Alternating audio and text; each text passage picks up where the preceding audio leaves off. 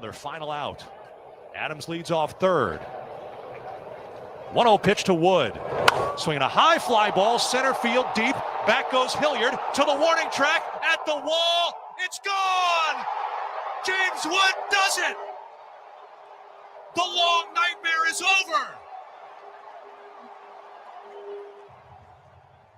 Dave Jagler on the call yesterday. We'll start local. An 11-game losing streak comes to an end courtesy of James Wood's home run in the bottom of the 11th inning. It was his second home run of the day. He is a star, people. 2 for 5, 4 RBIs, 2 home runs, his 19th and 20th on the season. He's on pace for 43.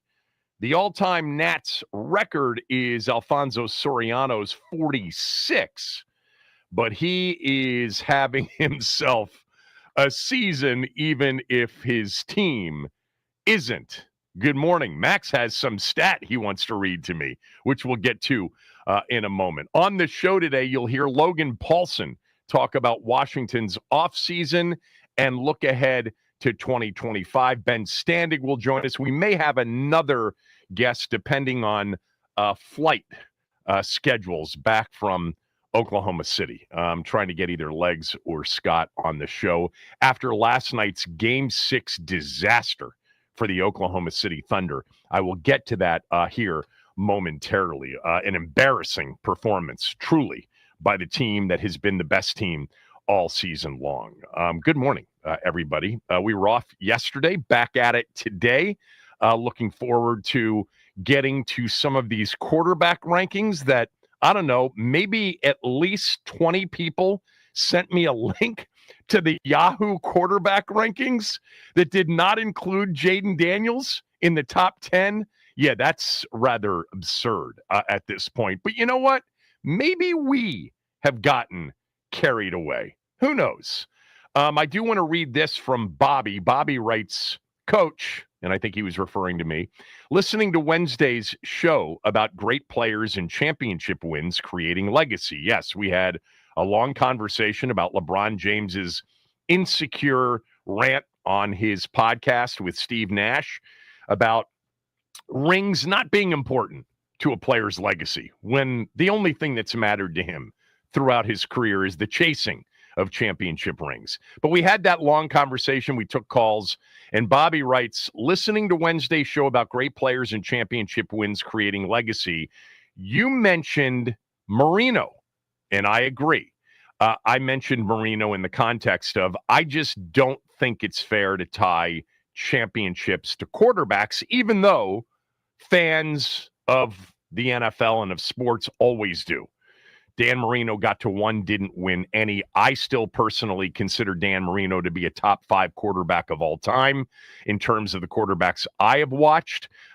Just didn't have enough around him. You know, in the one-and-done environment of the NFL, sometimes you get that.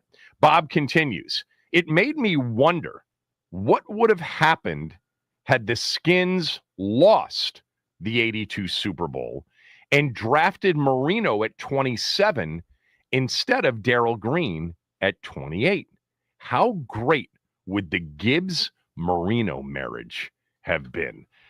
You know, so I talked to Tommy about this yesterday on my podcast because over the years before he passed away and before he got to where he was not 100%, we had Bobby Beathard, the general manager of those teams in the 80s before Charlie took over for the 91 team, a little bit before that, but that was his general managered Super Bowl season, 91.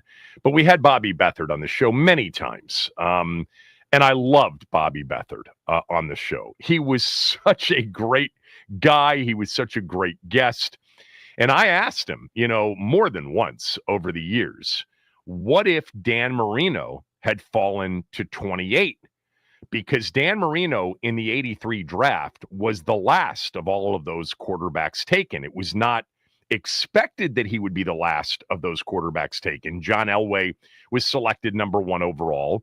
Then went Todd Blackledge. Then went Jim Kelly, Tony Eason, and then finally Ken O'Brien at 24. And Marino went 27 to the Dolphins. Now, back then, for those of you wondering, well, why just 28 picks? Well, there were only 28 teams in the NFL. Carolina and Jacksonville would be the next teams to enter the league in the mid-90s. But anyway, Marino fell in that draft. He was projected to go much higher, but there were, stories, reports, rumors about drug use when he was at the University of Pittsburgh.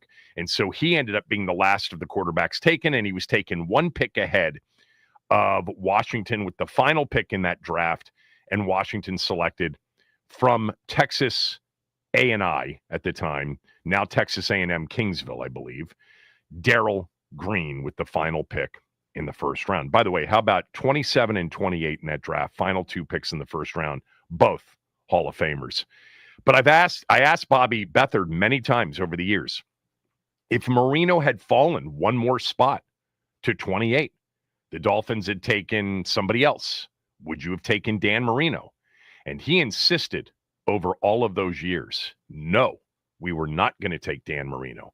He said, and this is what he said. He said, I had Dan Marino as the number 1 quarterback in that draft. He said, but we would not have taken Dan Marino. Well, why not? He would have been the best player on your board. And Bobby Beathard, along with Charlie Casserly and all of the general managers that you talk to over the years, they always say, you draft best player available. You make your biggest mistakes when you reach for a position. He said, we weren't going to take Dan Marino because we had Joe Theismann. Now, Joe was in his 30s at that point, and Joe had come off a phenomenal 1982. But let's face it, in 1982, in the strike-shortened season, where Washington won that Super Bowl, and Bob's question is, if Washington had lost the Super Bowl and picked 27 in front of Miami at 28, well, the question still comes back to, would Bobby Beathard have selected Dan Marino had they had the opportunity to do it? And he insisted over the years that he would not. And he said, we just were not going to draft a quarterback. We loved Joe. We had Joe. Joe had played really well. We thought there was a lot more really good football in Joe. And we weren't going to draft as highly as I thought of Dan Marino. We were not going to draft a quarterback. Now, they never had that opportunity because the Dolphins took Marino at 27. Keep in mind that next season, okay, Joe Theismann was the league MVP. He won the MVP in 83. That was Joe's best season. And keep in mind, this is the early 80s, 1983. Joe threw for 3,714 yards. That was the best of his career. 29 touchdowns, best of his career. The 29-11 TD to interception ratio was phenomenal for the day. He had an incredible yards per attempt number. It was his best season by far, and he won the league MVP. We know 2 years later, Lawrence Taylor, broken leg, career ends on a Monday night in November against the Giants. In 83, Joe was 34 years old, but Beathard was not ever going to take Dan Marino. Look, it worked out very well for Joe Gibbs. Joe Gibbs is, one of the reasons Joe Gibbs is revered as much as he is because he did something that no other coach has ever done, and that is he won 3 Super Bowls with 3 different starting quarterbacks. Went to 4, won 3 over a 10-year period with 3 different starting quarterbacks. Still, the idea of Gibbs and Marino, man, because I say that, and Marino ended up with Don Shula, who you could argue is the greatest coach ever. That is a debate. I don't know that you can legitimately, although all of us probably would, we would certainly stretch to that level. Joe's certainly in the conversation of a top 5 coach of all time, maybe even top 3. But I think that Shula and Belichick and probably Lombardi are probably, for most NFL fans, above Joe. So Marino ended up going to one of the greatest coaches that ever coached in the NFL, and they didn't win a Super Bowl. Would Dolphin fans trade Washington's stretch without Marino for Marino? Probably 3 Super Bowls. Of course, Dan Marino's the start to his career, talked about this many times. He ended up starting midway through his rookie season and threw 20 touchdowns in just 9 games in which he started, to just 6 interceptions. And then year 2 was, I think you could argue, certainly because of the time, the greatest season for a quarterback in NFL history. He threw for 5,084 yards and 48 touchdowns when no one was throwing for 4,000 yards and 30 touchdowns. Okay, Dan Fouts had a couple of 4,000-yard seasons, and Marino, in his second year at 23 years old, threw for 5,084 yards, 48 touchdowns, 17 interceptions. Lots more interceptions were thrown. He won the MVP in 84. And then just continued to shred it for the next several years. Interesting, but yes, to answer your question, Bobby Beathard said no, would have never, ever taken Marino, even though he had Marino as the best player easily on the board, and he had him as the best quarterback in that draft. He and Elway, 1-2. Elway went 1 overall, if you recall, and then forced his way out of Baltimore into a trade with Denver. That draft before last year's draft was the quarterback draft. You ended up with, a Hall of Famer in Elway. You ended up with a very good quarterback and Hall of Famer in Jim Kelly. You ended up with a Super Bowl starting quarterback in Tony Eason, but not a great quarterback, a decent career in Ken O'Brien, and then a Hall of Fame quarterback in Dan Marino. 3 NFL Hall of Fame quarterbacks in the first round of that draft. It'll be interesting to see, as we follow the 2024 draft, because it's the most that we've ever seen in terms of quarterbacks selected in the time frame in which they were selected. Obviously, we had 6 taken in the top 12, but it will be interesting to see if this draft produces what that draft produces.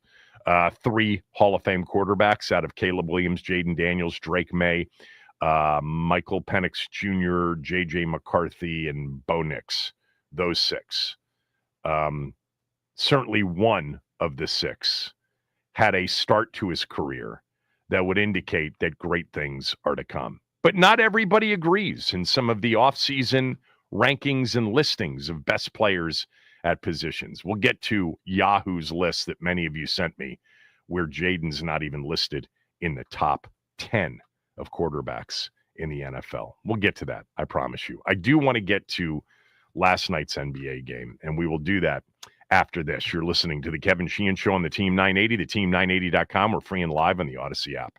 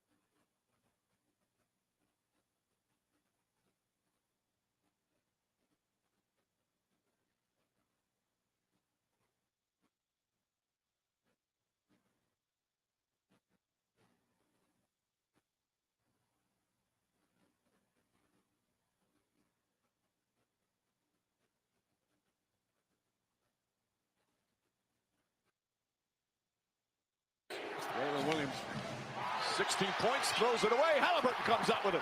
Cross court, Siakam for the slam. That was a hell of a dunk near the end of the first half as Indiana stretched the lead that they had for much of the first half out to its biggest of the first half, 22 at halftime. They led 64-42. The NBA Finals are tied up at 3 games apiece. We're going to have a Game 7 in the NBA Finals, first time since 2016 when Cleveland beat Golden State with Kyrie Irving pretty much as the alpha in the fourth quarter of Game 7 that particular night. A series that when you go back and you think about it, if Draymond Green doesn't get suspended for a game, Golden State probably wins that series. And I don't know that he should have been suspended. But anyway, we're going to see a Game 7 in the NBA Finals. It's awesome. Game 7s are great, especially in a championship series. But man, last night was 2 things for Oklahoma City. It was an embarrassing effort, and it's an alarming effort. It makes me believe that Indiana absolutely can win Game 7. And I know how these things go. I bet sports, so I understand how these things go. What you see, in one game could be the complete opposite, and often is the next game. I mean, Oklahoma City lost Game 6 against Denver, came back and blew out the Nuggets in Game 7. So they already have an experience in this postseason of losing Game 6 and coming back and winning Game 7. And they lost that Game 6 in Denver by double digits. They had a game in the conference finals against Minnesota after they took a 2-0 series lead where they lost by 42 points. Now, that was a major outlier because their other losses prior to that in the postseason all came at the hands of the Nuggets. And, they were super close games. They lost by 2 in Game 1. They lost in overtime in what was one of the best games of the NBA playoffs, Game 3 of the Denver OKC series. That game was insane. But you can't lay the egg that they laid last night in the NBA Finals with a chance to win a championship against an Indiana team that came in, and maybe this was a bit of possum on the part of Indiana with respect to Tyrese Halliburton's injury, because I thought he played very well, especially in that second quarter when they opened up that big lead and basically won the game with a 36-17 second quarter. If for whatever reason he was, as close to 100% as you could get, and he looked like it at times last night, that makes his Game 5, performance. And yeah, he could have been feeling much worse in Game 5, and he apparently was. But, we'll now remember Game 5 is a truly awful game. But who had the awful game last night? The MVP.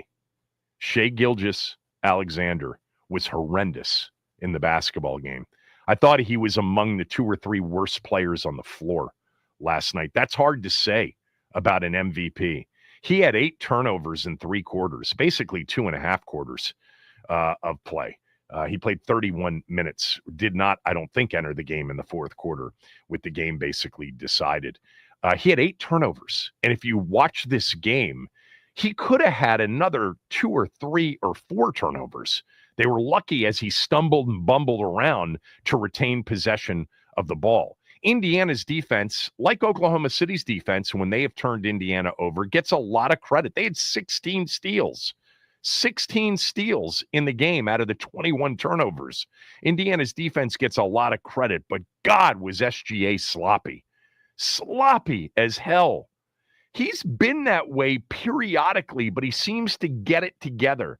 The dribble is way too loose, way too exposed against a good defensive team. Same with Jalen Williams, who had 40 in Game 5. He exposes the ball way too much. Way too much. Last night was interesting for you basketball people that have been watching this series. Indiana did not full court press for the first time in this series. They were not picking up full court or 3/4 court. They were waiting essentially for the ball to cross half court. That's a major change in the way they've been playing. I thought that was fascinating. I actually thought, stupidly, that was going to benefit Oklahoma City last night. when they were not pressuring full court. But it didn't matter. They picked him up half court and defended the hell out of him and, forced 21 total. I think it was actually for the team stats in total turnovers. It was 22, I think. And it led to 19, 20 points off those turnovers. So here's the number exactly. 21 total turnovers, 19 points conceded. So Indiana didn't take advantage of it at a great rate, but not a bad rate. But wow, God, an immature, inexperienced, young team with a chance to win a championship game last night. Listen to some of these plus minuses. And some of these dudes didn't even play in the fourth quarter. Oklahoma City basically cut what turned out to be a 30-point lead to a 17-point loss, which was not reflective of how badly they got beat. Jalen Williams had 40 in Game 5, and his plus-minus in Game 6 was a minus 40. That's insane. He was horrendous in the game. I think a lot of it comes down to something that I started to talk about early in the series. Oklahoma City has a great basketball team. It's one of the best defensive teams in the NBA playoffs I've ever seen, and they rely a lot on their defense to create their offense, understood. But they don't do well when they are forced to play in the half court. Now, they're capable because they've got great playmakers. SGA is the MVP for a reason, and he is a true superstar scorer. There is no doubt about it. And Jalen Williams can really score. And they have other options like Holmgren and, even guys like Dort, who can score when required. Okay. They got the two bigs, Hartenstein and Holmgren. They got bench players that come off and can score like Caruso. Wiggins has had some really good games, Terp. But they don't run stuff. They're very, very much not an ISO team per se, but it's very much searching out the matchups and having their best players like Shai Gilgeous-Alexander find the matchup they want and then create. Many times I have felt during this series, he's forced it. So is Jalen Williams, and it's led to turnovers. But last night, the forcing of their offense against a set defense turned into a hideous-looking performance. I didn't think their effort defensively was great. They've been so good defensively. It seemed like, this is a sport now where, 14, 16, 18, 20-point leads are nothing. We've seen Indiana rally from them consistently throughout the postseason. Saw the Knicks do it over and over again. We saw Oklahoma City do it in their opening series against Memphis. They were down by 30, and they came back and won a game. And the effort to start the second half down 22 at halftime was embarrassing. They just came down and fired up willy-nilly three-pointers and had an opportunity because they played some D and Indiana couldn't make a shot. Nobody scored for the first 4 minutes of the third quarter. And Oklahoma City had opportunities to cut into that lead, but they looked disinterested. They looked like a young basketball team that has never been in that situation, which is true, and did not have the maturity to play the kind of game to close out the series and take home an NBA title with them last night against a team that was supposedly wounded coming in. Halliburton only had to play 23 minutes in the game. I thought he was outstanding when he was out there. Outstanding. And, it's not like you can look at a statistical line on Halliburton and say, why do you think he was outstanding? Well, watch the game. He was healthy. He was able to penetrate. He was able to break down the defense and make the right plays. In 23 minutes, he had 14 points, 5 assists. He was 3 for 7 from behind the arc. Siakam was once again a star for them, which he has been. Nembhard's, defense was outstanding. He had 3 or 4 steals, and he was knocking down threes. They got a great performance off the bench, as they have periodically from Obi Toppin, who really was a hell of a pickup for Indiana. And TJ McConnell, wow, has he been great. He has been great. In fact, watching him throughout the postseason and even watching him last night, It's like if they had to go without Halliburton, they'd still have a chance. Wouldn't be as good of a chance, but they'd still have a chance because of how good McConnell is. You never know if a guy like McConnell, who plays, 18 to 20 minutes a game, last night 24, would be great, and as effective playing 36 to 42 minutes, as a starter. But there's nothing that indicates that he would struggle if given that responsibility. He's incredible. I think Oklahoma City is going to regret this. I say that I have no idea what's going to happen in Game 7. I can't wait to watch it. I can't wait to watch the drama, the tension, the possession by possession importance of a one and done, at this level in the NBA Finals. Same thing in the NHL. Same thing in Major League Baseball. There's just something about when those sports get to what the NFL is, what the NCAA tournament is, what college football is now, that one and done. You lose, you're done. You're going home. Well, both teams are going home after Game 7. But can't wait to see how this young Oklahoma City team handles it. They did not handle it well last night. An immature, terrible effort. Wow, were they bad. At one point, as they were in Game 5 and yet overcame it, at one point, I think they were 1 for 18 from behind the arc. This is not a team that's known for their three-point shooting, but they can make threes. They ended up 8 for 30 because they made a bunch with their subs in the fourth quarter. Jalen Williams, the other Jalen Williams, came in and knocked down some threes. Isaiah Joe knocked down a couple of them. Somebody else did too. But they were 1 for 18 at one point. It's horrendous night. Embarrassing, disgraceful performance by Oklahoma City. You chalk it up to youth. You chalk it up to inexperience. I think you chalk it up in some way, shape, and form to the coach.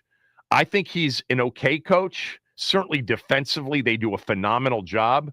Rick Carlisle, actually, if Indiana were to win Game 7, Rick Carlisle should get the MVP.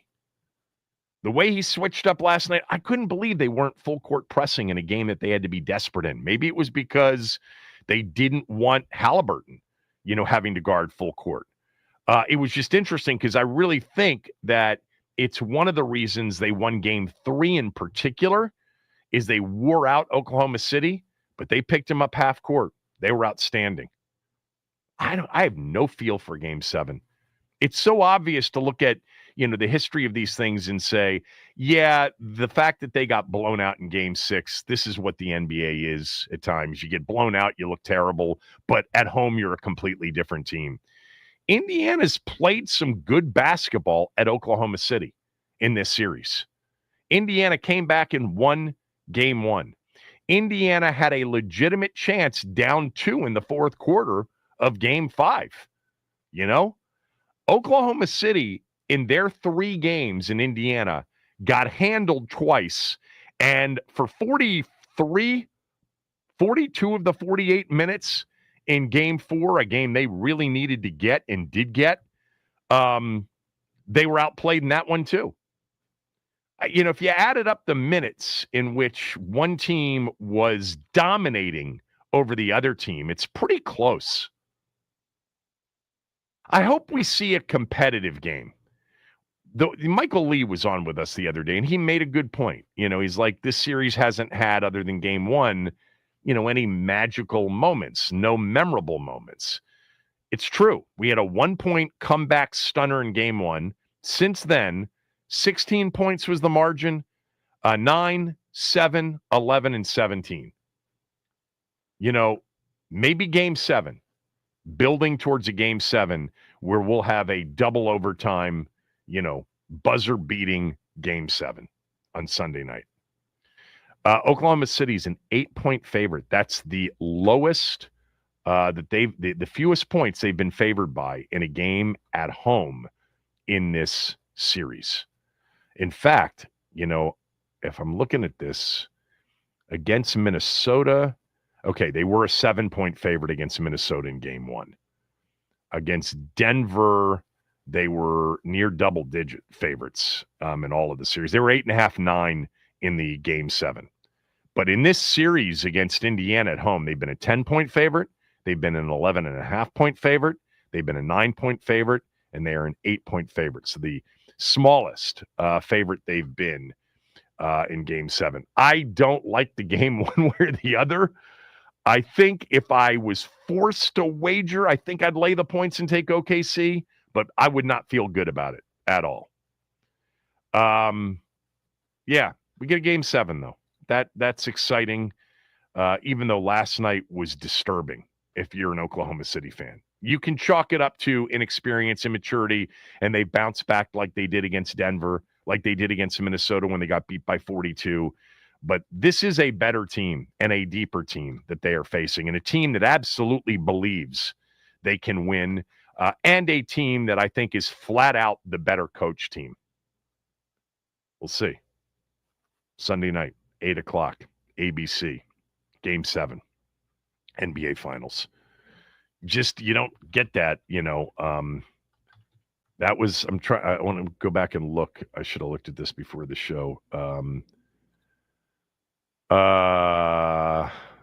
Yeah, the Game 7. So the last one was Cavs Warriors. Before that, Spurs Heat 2013. That was a phenomenal Game 7. Celtics Lakers 2010. Pistons Spurs 2005. Knicks Rockets Game 7 in 94. Pistons Lakers in 88. God, that was the Lakers against Zeke, Isaiah Thomas with a bad ankle. Lakers Celtics in 84. That was an insane series. The 84 Larry Bird Magic Celtics Lakers, first time they matched up in the NBA Finals. And before that, the previous Game 7 was the one that the Bullets won over the Seattle Supersonics in 1978. You don't get these very often, right? 1, 2, 3, 4, just 4 of them in this century, and 7 total since 1984. So over a 41-year period, we've had 7 Game 7s, but we're about to get an 8th on Sunday night. All right. Want to talk briefly about something we didn't have a chance to talk about on the show on Wednesday. It'll be my What Do You Got when we come back. And then we will get to some quarterback rankings of our quarterback who's not ranked in a Yahoo top 10. Kevin Sheehan Show, the Team 980, the team980.com. We're free and live on the Odyssey app. All right, the NBA Finals are going to a Game 7. It was a defensive and team-oriented game for the Pacers last night. Obi Toppin was the lead scorer with 20 points, and the Pacers notched 16 steals, the third most in NBA Finals history, and the most since the Boston Celtics set the record with 18 in 2008. Game 7 on Sunday night on ABC. The Nats, they break the streak. James Wood saves the day with a 2-run shot in the 11th to lift the Nats over the Rockies 4-3 and end an 11-game losing streak. James Wood joined Bryce Harper, Juan Soto, and Ryan Zimmerman as the only 4 Nationals to hit 20 home runs in a season before turning 23 years old. They begin their West Coast road trip late tonight versus Clayton Kershaw and the Dodgers. First pitch at 10:10. Nats on deck with Charlie and Dave at 9:40. This update is sponsored by the Team 980 YouTube page. Just open the app, type in the Team 980, hit subscribe. Kevin Sheehan is live from 10 to 1 and Craig Hoffman from 4 to 7. Don't forget to like the stream and turn on notifications to stay up to date on all things DC sports. And that is what's trending.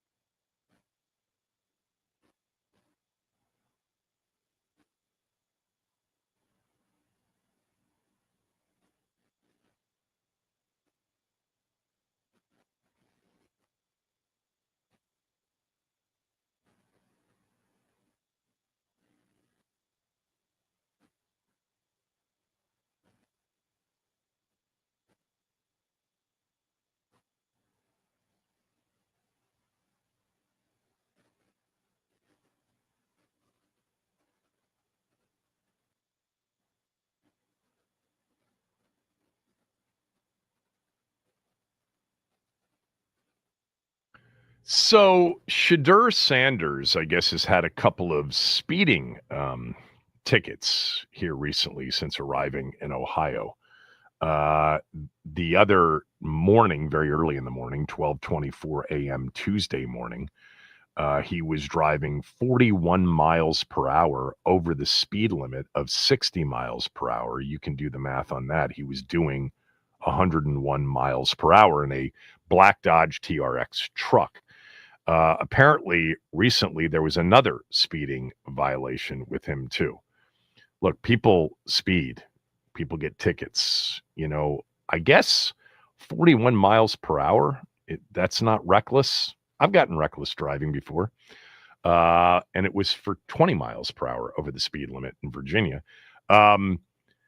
There are obviously much worse things that Shadur Sanders could get caught doing than speeding.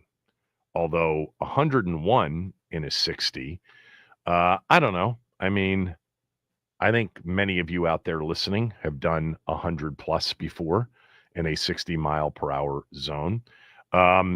He was stopped recently for doing 91 in a 65 mile per hour zone. According to that particular ticket, he failed to appear for an arraignment for that citation. And faces $269 in fines and court costs. He can certainly handle those. I don't know what happens if he were to fail to appear or just pay outright this last ticket. Look, here's the bottom line with a guy like Shadur Sanders. We know the story. We know how much scrutiny, how much criticism, how much, led into the draft at the end of April with him being a projected first rounder potentially, although ultimately I think teams kind of did not see him that way. But he ends up going 5th overall. To me, this is kind of like what, it's apples and oranges, but what I said about Marshawn Lattimore, him missing OTA days is not going to impact more likely than not his performance on the field in 2025, but it is a sliver of a, glimpse into the window of decision making. He's new to the team. He didn't play well, didn't make a great first impression after the trade. Maybe I should show up, even though I'm not used to doing this for OTAs. Maybe since it's a new place and 87 out of the 90 people are showing up, maybe I should be 88 for at least a day or two.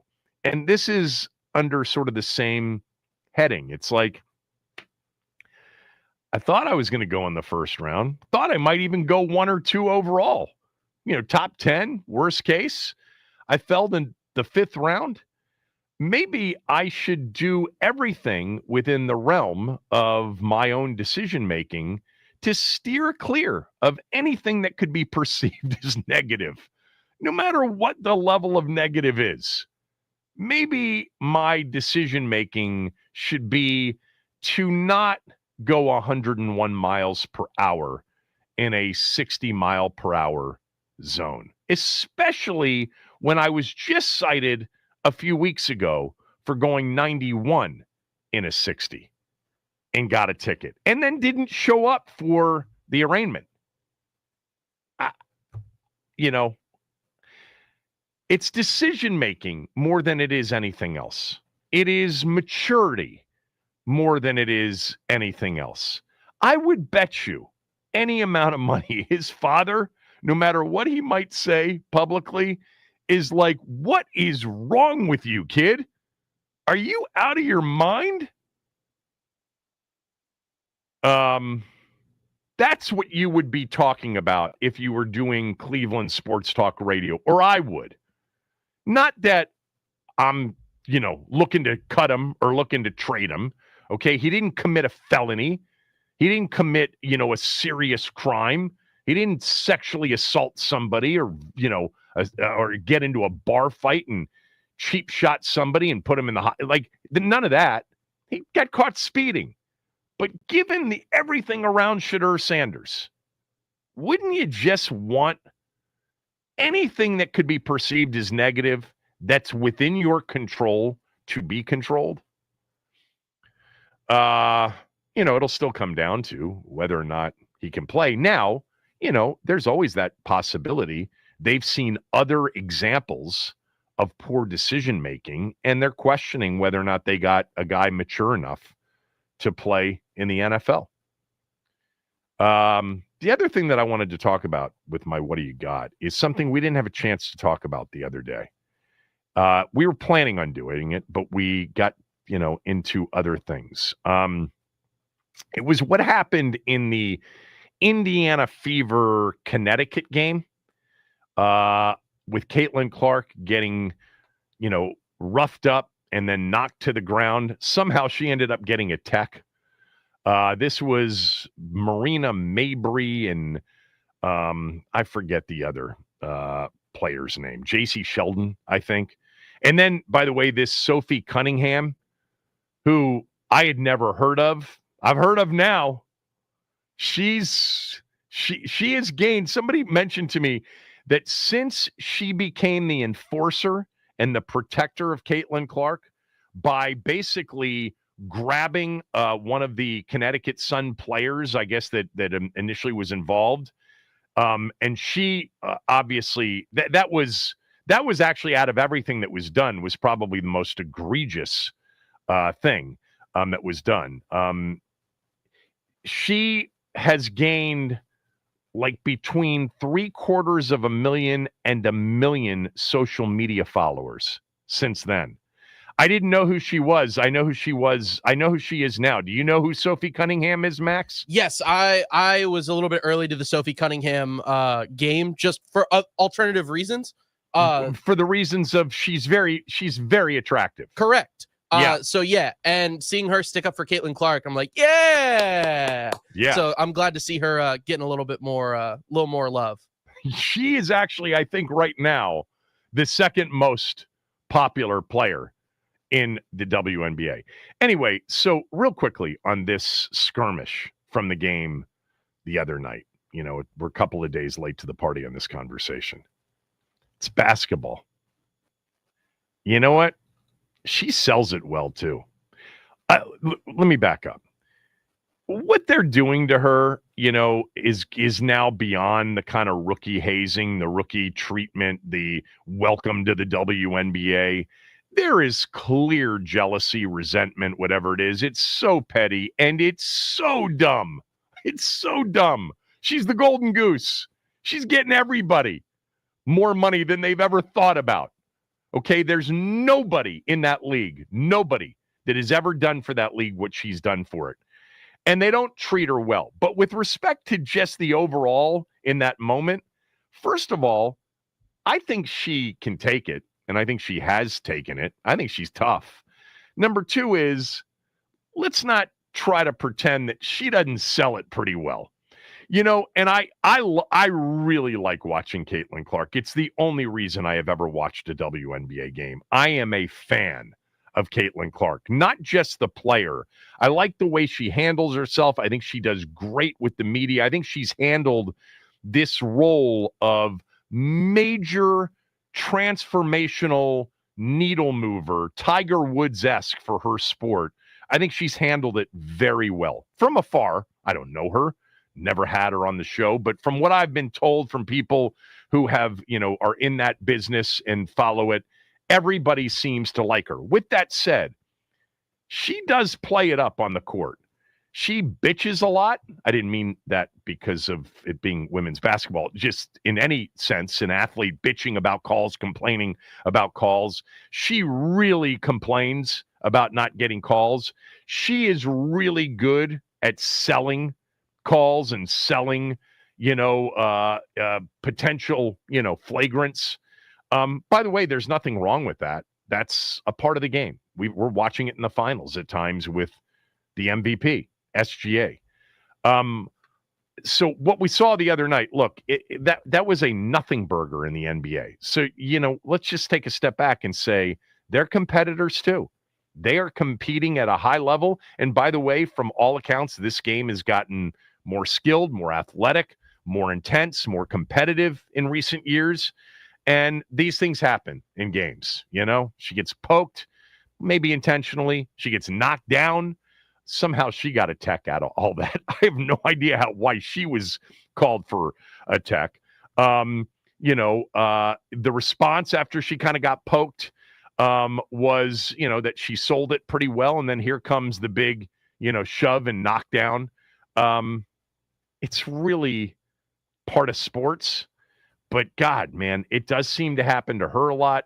And I don't know what they're doing. Like somebody, just like with the Olympic team last summer, the grown-ups, especially those responsible for the business of the WNBA, should somehow let everybody know we have lost money for 27 consecutive years. And last year, for the first time ever, we made money.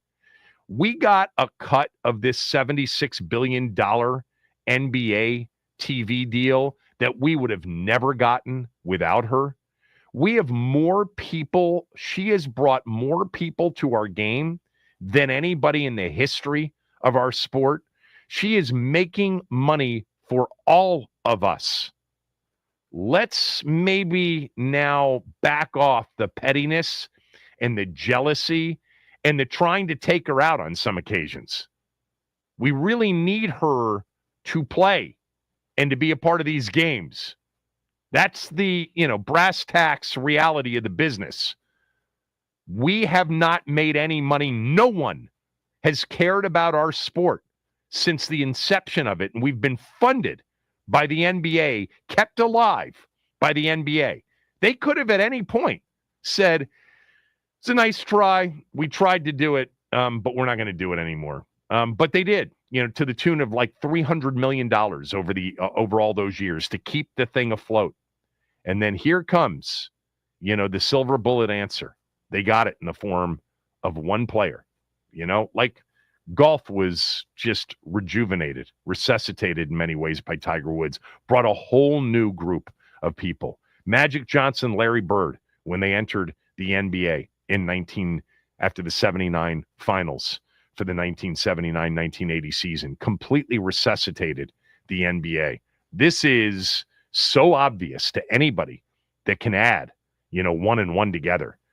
This is 1 + 1 equals not 3, but like 10. That's what she's meant to this league.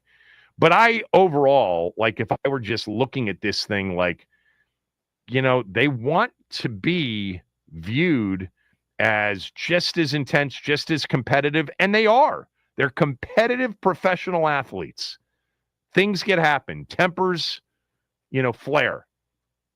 But it does seem like she's often in the crosshairs of this. And somebody should probably let everybody know that, yeah, this is like a simple, here's a whiteboard. We're going to draw what the league made in revenues before she joined the league and how much we lost, and then what happened when she joined the league last year. It's really simple. This isn't, this is Michael Scott saying to Oscar, explain it to me like I'm an 8-year-old, because it's that easy to explain. But apparently not all of the players in the league care. All right, when we come back, somebody decided to forget to include Jaden Daniels among the top 10 quarterbacks in the game.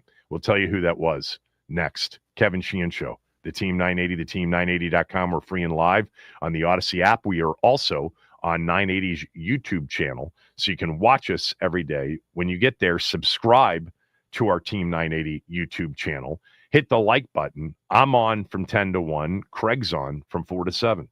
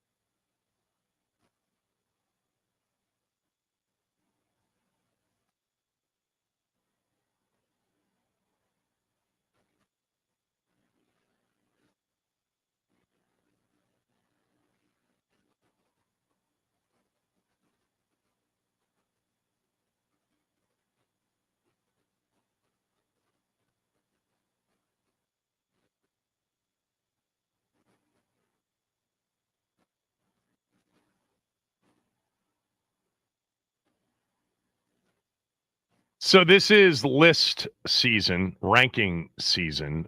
We talked in recent weeks about some of the PFF stuff that is out there. They've ranked every position group. Terry was the 10th best receiver in the NFL. Jaden was the 6th best quarterback in the NFL. And there have been other lists that have come out, including the one that I'm going to get to here in a moment. Although CBSSports.com put out their NFL Top 100 list. You know, that Top 100 list that the NFL Network does, where the players vote on that. I think that comes out maybe next month. You know, they start that countdown at some point next month. But Pete Prisco did his annual NFL Top 100 list. And I will tell you where Jaden ranked on that list and where Terry ranked on that list coming up in just a few moments. But Yahoo Sports' Charles McDonald yesterday put out his NFL Top 10 quarterback list. He wrote, "Happy June, everybody. The quiet time of the NFL calendar is here before training camps begin in about a month, which is a great time to survey the landscape prior to the upcoming season. With quarterbacks consistently being such a hot topic, let's both start a fire and throw some gasoline on it by ranking the top 10 quarterbacks in the league. A list surely everyone will agree with and have no complaints over." So I don't know about you guys, but at this point, like whenever these things come out, I like reading them. I like just, whatever. It's an opinion thing, but I like to see, where our players are ranked, and in particular now where our quarterback is ranked. So 20 of you minimum sent me the link to this one. I immediately understood it to be probably a problem because so many people had tweeted me and linked me to this. Max sent me a link early this morning. I had a couple of people yesterday sent me a link to this. So I knew all the links coming in meant that Jaden was probably not ranked as high as I believe he is. I believe Jaden's top 5. I think, Mahomes, Jackson, Allen, Burrow, and Jaden are the top 5 quarterbacks in the league. You can put them in, a lot of different orders. I still think Mahomes is probably the best quarterback in the league. Jaden certainly could be argued for anything after him. Maybe anything after Mahomes and Allen, actually, to be fair. But here's the list put together by one Charles McDonald at Yahoo Sports. Now, he does the top 10 in tiers. Tier 1 is called the Patrick Mahomes tier, and there's only one quarterback in the Patrick Mahomes tier, and that's Patrick Mahomes. And he just writes, counting stats might have been down, and he did not have a great statistical year for him. But no one did more heavy lifting on offense last year than Mahomes. Getting that version of the Chiefs to the Super Bowl was no easy task. And even though Mahomes played one of the worst games in his career against the Eagles in New Orleans, he still deserves the top nod in the league. He might not have another 50 touchdown season in his career, but if the surroundings get more stable, the Chiefs will get back to having more explosive plays. The king is still the king. I agree with that. I still think, forget the numbers. The eye test to me says Mahomes, given, when he does it, how he does it with the game on the line, Mahomes is still the best creator. He still has, certainly arguably the strongest arm. They had so many injuries last year, so many injuries at receiver. He still, threw for nearly 4,000 yards, 26 touchdowns, 11 interceptions, and came up massive in all of those games that mattered. They won 15 regular season games. Come on. And he didn't play in one of the losses, the season finale, in which they didn't play any of their starters. He was outstanding in the postseason up until the Super Bowl, which was a complete and utter upfront domination by the Eagles defense against the Kansas City offensive line. I have no problem with Mahomes being number 1. And if you want to put him in a tier by himself, that's fine. Now, next tier for Charles McDonald from Yahoo's top 10 quarterbacks, the almost Mahomes tier. He has 2 quarterbacks in that tier. Number 2 on his top 10 is Lamar Jackson. Number 3 is Josh Allen. Look, I can't argue with any of that so far. He writes, picking between Lamar Jackson and Josh Allen is an incredibly difficult task. They're both truly elite future Hall of Fame quarterbacks who significantly raise the floor and ceiling of their respective teams. Having Mahomes, Jackson, and Allen all in the same conference will lead to some agonizing legacy debates in the future, but they all make their teams competent simply by being on the field. Physically dominant, both of them, supreme accuracy, Atlas-level workloads. Jackson and Allen have all the makings of Super Bowl quarterbacks, even though they haven't reached that stage quite just yet. That doesn't mean they can't, though. So, having Allen and Jackson, the next two, I don't have a problem with that. I would personally have Allen over Jackson, and I think I might even have one of the quarterbacks in their next tier over Jackson, but I don't have a problem with, Mahomes, Jackson, Allen, and then the number 4 quarterback kicks off the next tier of quarterbacks, and that is number 4 overall, Joe Burrow, in a tier that Charles McDonald from Yahoo refers to as a ceiling raiser tier. And in that tier, Joe Burrow's 4, Justin Herbert's 5, and Matthew Stafford is 6. And he writes, these 3 are bona fide franchise quarterbacks who can significantly raise the ceiling of an offense. All 3 of them are capable of having explosive days through the air, and Herbert and Stafford specifically have a level of physical talent that really lets them be drivers of offensive production and firepower. They get into Herbert is fascinating because he's so good, regular season, not so good in the playoffs. And, Burrow, despite the caveat of playing with Chase and Higgins, Burrow can be a driver of an offense when he's at his best. Stafford is a bit more inconsistent than the other 2 at this point in his career, but he showed last season he can still raise the ceiling of an offense that had an aging Cooper Kupp as one of its primary targets. All in all, these guys are no-brainer starters and all have the capability of getting hot and being the reason their team wins a title. So quarterback number 4, Burrow, Herbert 5, Stafford 6. Are you going to tell me Jaden Daniels doesn't deserve to be in a category that's described as bona fide franchise quarterbacks who can significantly raise the ceiling of an offense?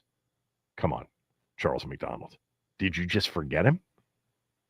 Then quarterbacks 7 through 10 are called floor raiser tier quarterbacks, described as these quarterbacks are good, but just a hair off from the rest of the players ranked above them. These guys have been good at creating competitive teams in adverse situations, though there's still a bit missing to get them into the upper echelon tier. In the right circumstances, these quarterbacks could probably lead their team on a deep run through the playoffs, but we still need to see them do it a bit more. Here are the quarterbacks. Number 7, Dak Prescott. Number 8, Geno Smith. Number 9, Jordan Love. And number 10, CJ Stroud. Jaden isn't in the Mahomes tier, just Mahomes is. That's fine. He's not in the almost Mahomes tier, just Jackson and Allen are. Okay. He's not in the ceiling raiser tier with Burrow, Herbert, and Stafford. That's just wrong. He's not even in the floor raiser tier with Prescott, Smith, Love, and Stroud. Quarterbacks who are good, just a hair off from the rest of the players ranked above them. These guys have been good at creating competitive teams in adverse situations. In the right circumstances, these quarterbacks could probably lead their team on a deep run through the playoffs, but we still need to see them do it. Yeah. Hello? Jaden Daniels actually led his team on a deep run through the playoffs. He doesn't even mention in any of the follow-up when he's talking about Prescott and Geno Smith and Love and Stroud, doesn't even mention that he doesn't have Jaden Daniels ranked in his top 10. Look, opinion, none of this matters. It's just good for June 20th because I would never have predicted, never would have predicted that anybody would have put a top 10 list of the best quarterbacks in the NFL entering 2025 together and not included Jaden in the top 10. Like, that is, I don't know, it's possible this guy just whiffed and he's going to come back and say, oh my God, I can't believe I totally forgot. Maybe it's because he was only in the league for a year. Or maybe he would say 1 year just isn't enough. What do you guys think? Where should Jaden legitimately be ranked? I'm sure we've done this before, but we'll do it again at 301-230-0980, 301-230-0980. Where would you have Jaden Daniels ranked among the quarterbacks in the NFL right now? Give me where you'd have him ranked, and then I want to hear the players that come before him. Now, CBS Sports did their NFL Top 100 list. This is the annual Pete Prisco list for CBS Sports, top 100 players. Jaden was the number 5 quarterback on this list. Mahomes was the number 1 player in the league. Josh Allen was the 4th best player in the league. Lamar Jackson was the 6th best player in the league. Joe Burrow was the 7th best player in the league. And then the next quarterback was Jaden Daniels listed, but he was listed at number 33. So a long ways away from the top 4, but they did have him, Pete Prisco did, as the 5th best quarterback on his NFL Top 100. And by the way, 13 spots ahead of his next quarterback. 16 spots ahead of his next quarterback, who was Justin Herbert, as the 6th best in the game. Jalen Hurts came after Herbert on the quarterback list. By the way, I'll tell you where Terry was on this list among the receivers when we come back. But 301-230-0980, 301-230-0980. Charles McDonald for Yahoo Sports does not have Jaden Daniels among the top 10 quarterbacks in the NFL. Yeah, I'm sure Philly fans are going nuts too because Jalen Hurts isn't a top 10 quarterback in the NFL. I mean, he has guys like Prescott, Geno Smith, Jordan Love, and CJ Stroud ranked ahead of Jaden Daniels. Where would you have Jaden Daniels? Give me the number. He is the blank ranked quarterback in the NFL right now entering 2025. I'll give you my answer. Max will give you his answer. Phone lines are open, 301-230-0980 for your answer. And I'll also tell you where Terry was ranked among the receivers on the CBS Sports Top 100 list. Kevin Sheehan Show, the Team 980, the team980.com.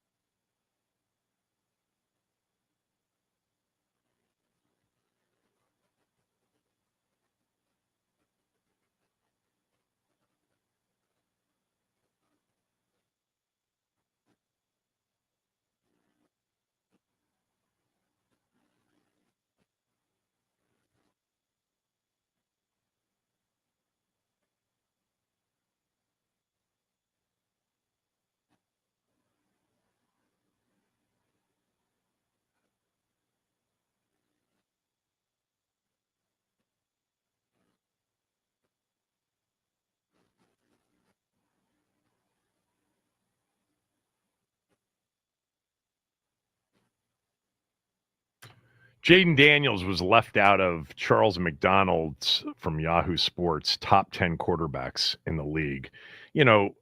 Philly fans probably would say, where's Jalen Hurts? Detroit fans would say, where's Jared Goff on the list? But it's kind of insane to have Dak Prescott, Geno Smith, CJ Stroud, Jordan Love ahead of Jaden Daniels. I think it's at this point kind of crazy to have Justin Herbert ahead of Jaden Daniels, but didn't have him in the top 10. This would be my top 10. Let me just give it to you real quickly. All right. Because, when you get down, I actually think that there is an elite level of quarterbacking in the NFL. And that's a tier on its own. And that tier to me, and I'll give you the order in a second, but it's Mahomes, Burrow, Allen, Daniels, Lamar. I think Stafford can play at a very elite level as well. So I kind of push him into that, edge of that conversation. But for me, Mahomes is 1, Allen's 2, Burrow's 3, Jaden's 4, and Lamar's 5. I love Lamar Jackson. I love the season he had last year. Jaden's just more of a clutch performer, and clearly, has proven to be a better, playoff quarterback. I mean, we need a larger sample size. I understand that. After that top 5, I would put Stafford at 6, and that's the group for me. Those are the 6 best quarterbacks in the NFL. And Stafford's obviously older, so you wouldn't start a franchise with Stafford. But those are the quarterbacks to me that are the massive difference-making quarterbacks that you can literally put the game on their back and say, go win it for us. You can put a season on their back and say, I can't give you the best supporting cast, but can you give me more wins than losses? And I think all of those quarterbacks can do that. After that, I'm a big Jordan Love believer. We'll see whether or not it pans out. He did not have a great season last year, but I like Jordan Love. I like Jalen Hurts, especially in the clutch. So I'd put Love at 7, Hurts at 8. And then for me, Jared Goff to me is just a high-level system quarterback, even though he's proven really good in systems. And, they've won a lot of games when they've had the right system for him. So I'd probably put him somewhere in that top 10, maybe, at 9. And then it gets a little dicey for me. Like Baker Mayfield played at a high level. I like CJ Stroud. I think Stroud's a good quarterback. Purdy to me is not top 10. I like the way Geno competes. He's not top 10. Dak can't stay on the field enough, and when he does, he's just okay. He's not top 10. So I think at 10, I would put Stroud. In fact, I would put Stroud at 9, and I would put Goff at 10. But Mayfield may be tied there for 10. That would be my top 10. But Jaden's 4 on my list. Mahomes, Allen, and Burrow before him. Look, if Lamar had done it in the postseason more consistently, he didn't play badly in the postseason last year, even in that Buffalo loss, although he did have a couple of key turnovers in that game.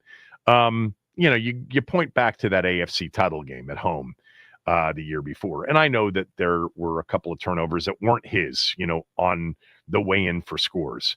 But what Jaden did, on the road against Tampa and on the road against Detroit, and by the way, even at times in the game, in the NFC title game against Philly, Jaden is ahead of Lamar for me.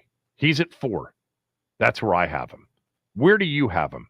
301-230-0980. Max, where do you have Jaden Daniels? I've got him. I've got 5 at 5. For me, it's the indisputable Mahomes, Lamar, Joe Burrow, Josh Allen tier, and then Jaden's right there. So I got 5 at 5, and that's where we're going to go into next season. Now that could change, that could fall, that could rise. I mean, that's why we watch the game, right? That's why they go ahead and play the games and we watch them. Yes. That's right. For those that'll push back and say it's just too early, I would say, well, it wasn't too early for CJ Stroud after his rookie year to be in almost every top 10 list this time last year, which he was. And that was, by the way, RG3 would have been in a top 10 list had he not been injured heading into 2013 after the rookie season he had. Now, that would have proven to have been very, very misled by everybody. And there would have been a lot of discussion coming off RG3's rookie year about how he was truly effective only as a dual threat quarterback. Like he was not a polished quarterback as a thrower of the football, on third and long needing to deliver from the pocket, which Daniels proved he was. So, yeah, it's not too early for me, not after the season he had, the greatest rookie season. And, you add all the intangible stuff, the leadership, the clutch gene, that stuff all plays in. I mean, he carried the team. I mean, Terry's a great player, had a great season. Okay, De'Ami Brown came on, big time late in the season. Zach Ertz came up big. The O-line at times overperformed. Bobby Wagner and Frankie Louvu had excellent seasons. Mikey Sanders still was great. Washington's a 6-11 team last year without Jaden Daniels. And with him, they went 14-5. 14-6, excuse me. And almost got to the Super Bowl. I'll tell you where Terry landed on this top 100 NFL player list, CBSSports.com's Pete Prisco. He had lots of receivers on the list, and I'll tell you where Terry ranked among those receivers coming up. But phone lines are packed, 301-230-0980.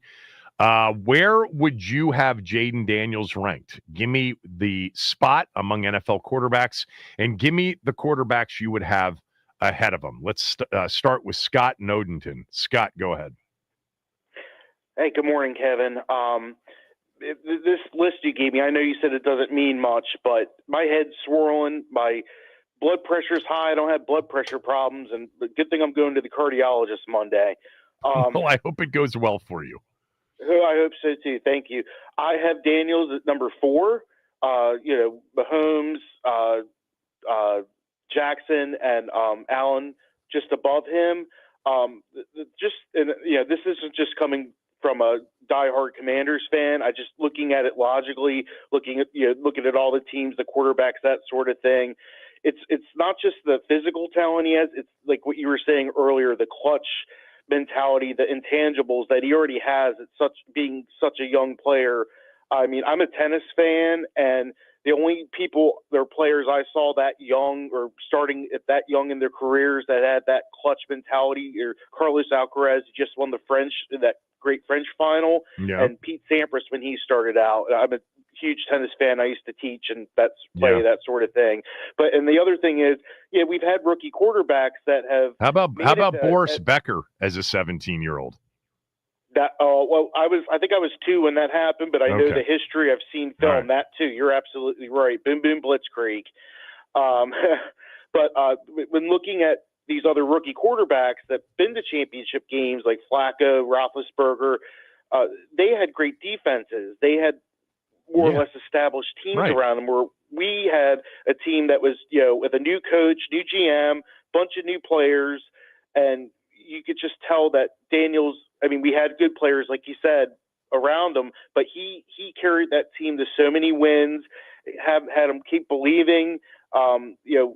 He's going to end up, if things go right for him in his career and everything, he's going to be something really special. We're going to remember last season. Yeah. I'm guessing maybe the guy who made that list, maybe he was looking at a list from 2 years ago and he thought Sam Howell was the quarterback. Yeah, I don't know what he was thinking. But to your point, we talked a lot about this leading up to the postseason last year and then before the championship game. He became just the 6th quarterback in NFL history to be the quarterback of a team that got to the NFC or AFC championship game. No rookie quarterback has ever made it to a Super Bowl in his rookie year. And, Flacco, Sanchez, Purdy even, Roethlisberger, and Sean King were, Tampa back in 99, all quarterbacks that were not asked to do a hell of a lot on the way to that championship game. Jaden carried his team to the championship game. Thanks for the call, Scott. Good call. Good luck at the cardiologist on Monday. Lap, go ahead. Where do you have Jaden ranked? Hey, what's up, Kevin? Hey, Lap, thanks how for are taking you? my call, man. Yep. Good, bro. I got Mahomes, I got Jackson, and I got Allen, and definitely Jaden would be number 4. And then it'd be, Joe Burrow after that. Because Joe Burrow is just a bad man. I really like him. He's talented. That list is terrible, man. Like, for him not to be in the top 10, I mean, that's insane. I mean, It really seen what is. you seen what he did, man. Yeah. Also, how about just mention why you didn't include Jaden Daniels? And maybe you should, mention why you didn't list Jalen Hurts or Jared Goff, at this. But Jaden, nobody's making a list right now without Jaden in the top 10, except for this guy. Yeah. Nobody in their right mind. Yeah. Which makes me believe it may have just been an oversight. But he hasn't said anything about it. Yeah. Yeah, I mean, and then it's like, because, they kept riding that Caleb Williams train, and I was like, I told you, Kevin, I was like, man, we got something special. He just got to show it. And then we did it, man. Go all the way to the NFC title game as a rookie, win 2 on the road. Like, come on, man. Like, because they try to say it was like, a fluke or he wasn't a good team, but then we go in the playoffs and we do that. So it's like, man, you got to be impressed with him. So I just hope he proves everybody wrong again. And I'm in agreement too with you on the C.J. Stroud, man. He's good too. I like Stroud. He did not have an O-line last year that was any good, other than Tunsil. I actually thought he played well. He played really well in that playoff game against the Chargers after a rough start. And then, they had a shot in that other playoff game against the Chiefs. They did not. I mean, they were there. They had a legitimate shot when we got to, I'm pulling up the box score, but wasn't it like a tie game? It was 13-12 entering the fourth quarter, and they had missed an extra point. Yeah, I mean, all right. Thanks, Lap. Appreciate it. Let's go to our guy, Ross in Tampa. Ross, go ahead. Hey, man, what's going on? Kevin, I didn't know real fast, but Dan Marino, I thought his stock fell because he should have left his junior year and he just didn't have as good of a senior year. No, there were there was cocaine, weed. There were all kinds of rumors about Marino. You can go back and read about what went on before that draft. And they thought in the early 80s Miami was the best place for somebody like that. That's hilarious. I'm glad it worked out for him, though. And Miami, Shula is debatably the greatest coach that's ever lived. I mean, I think Belichick would be ahead of him, but Shula it was insane as a coach. I'm not sure in the history of the game I've seen a coach do more over his career with less. He had Marino, no doubt, but he won those Super Bowls with guys like Greasy and Earl Morrall, in the 70s. But anyway, go ahead. Where would you have Aiden? I got him 5th. If you tell me 6th, convince me. If you tell me 7th, you're absolutely out of your mind. Get out of my hot tub because you don't know ball. The guys who I have ahead of him, and it's like with the Terry McLaurin contract you mentioned a couple of times, is like, we're not paying you for what you've done. We're paying you for what we think you can do. So I'm kind of looking at it like that. If you want to look at the guys ahead of JD5, look at their rookie seasons. Patrick Mahomes didn't really play because they didn't really need him to. Lamar Jackson, when he finally did play, you could clearly tell he wasn't as crispy of a passer that Jaden was his rookie year. Right. Josh Allen played his rookie year because the Bills just didn't want to disrespect those fans. I'll keep rolling Nate Peterman out there. He had a couple of rough years just period to start his career. That playoff game against the Texans was atrocious. I'm like, does this guy know how to play football? Right. And then obviously Joe Burrow, he had a pretty decent rookie year until he fell on the FedEx turf. So those are the 4 guys that you could. I can't say that they're not better. I can't say anything about them being better than Jaden Daniels. I'm tongue-tied right now, Kevin. But basically, those 4 guys I got ahead of JD5. And there's not one player who you could convince me outside those 4 who might be better. Maybe a Stroud with a better supporting cast. Maybe. Actually, not Jordan Love. JD5 at 5, man. That's what I got. But like I said, man, Pacers at 7. I'll talk to you on Monday or whenever you take calls on it. Appreciate it. I like Jordan Love. I think, look, Jordan Love is not Jaden because you could actually make the case he had a better overall supporting cast. I'm not saying offensively, but defensively. There's something in just watching Jordan Love. I'm looking at what kind of step back years. So last year, he threw for 800 fewer yards. He was 25 and 11 touchdowns. He was 32 and 11 that first year that he got to start in 2023. He was really good. They were rolling too, remember, at the end of that year in 2023. Went to Dallas and beat up on Dan Quinn's defense and had a shot, really good shot in the playoff game at San Francisco. And last year, they ended up losing in the postseason against the Eagles in that first round game.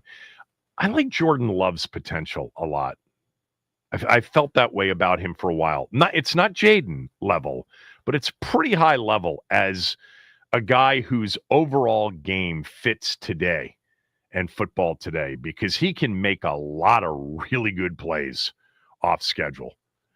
Let's go to Jonesy. Jonesy, thanks for holding. Where do you have Jaden Daniels ranked among quarterbacks in the NFL? This is coming off, if you're just starting to listen, Yahoo put out a list, Charles McDonald, of the top 10 quarterbacks in the NFL entering 2025, and Jaden wasn't even in the top 10. Jonesy, where would you have him? Well, good morning, first of all, Kevin. Charles Jonesy, McDonald, I think, was probably drinking some Jim Beam, putting his little list together or whatever. But I got Jake at 4.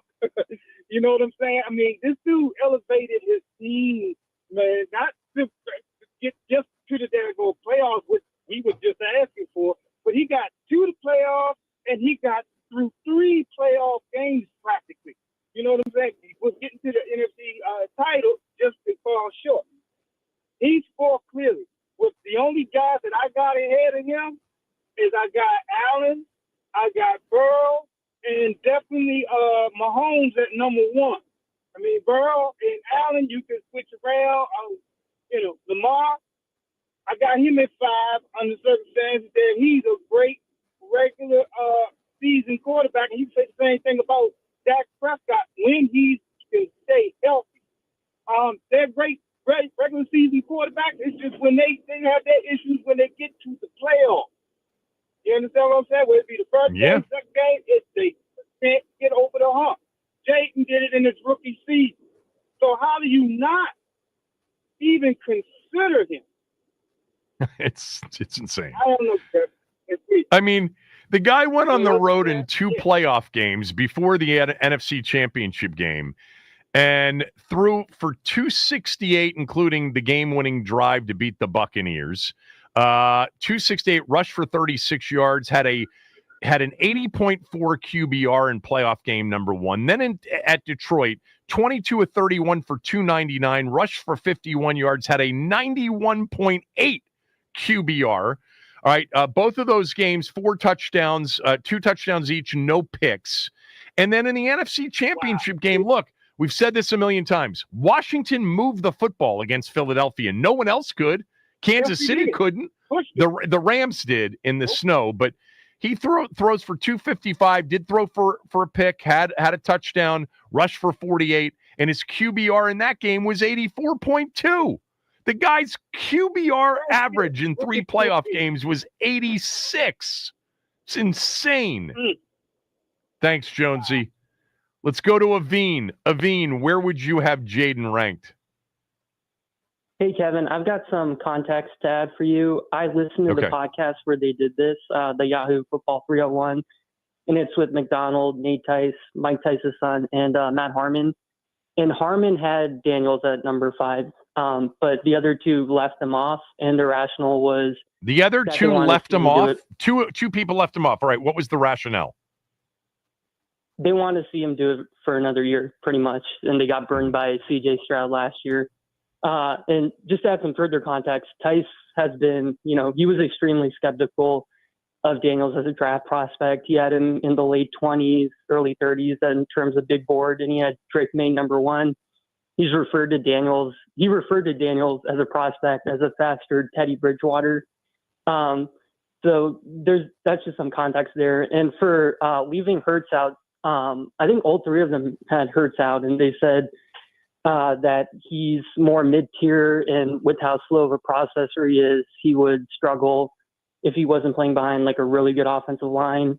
And with Goff, it was something similar, like a system quarterback.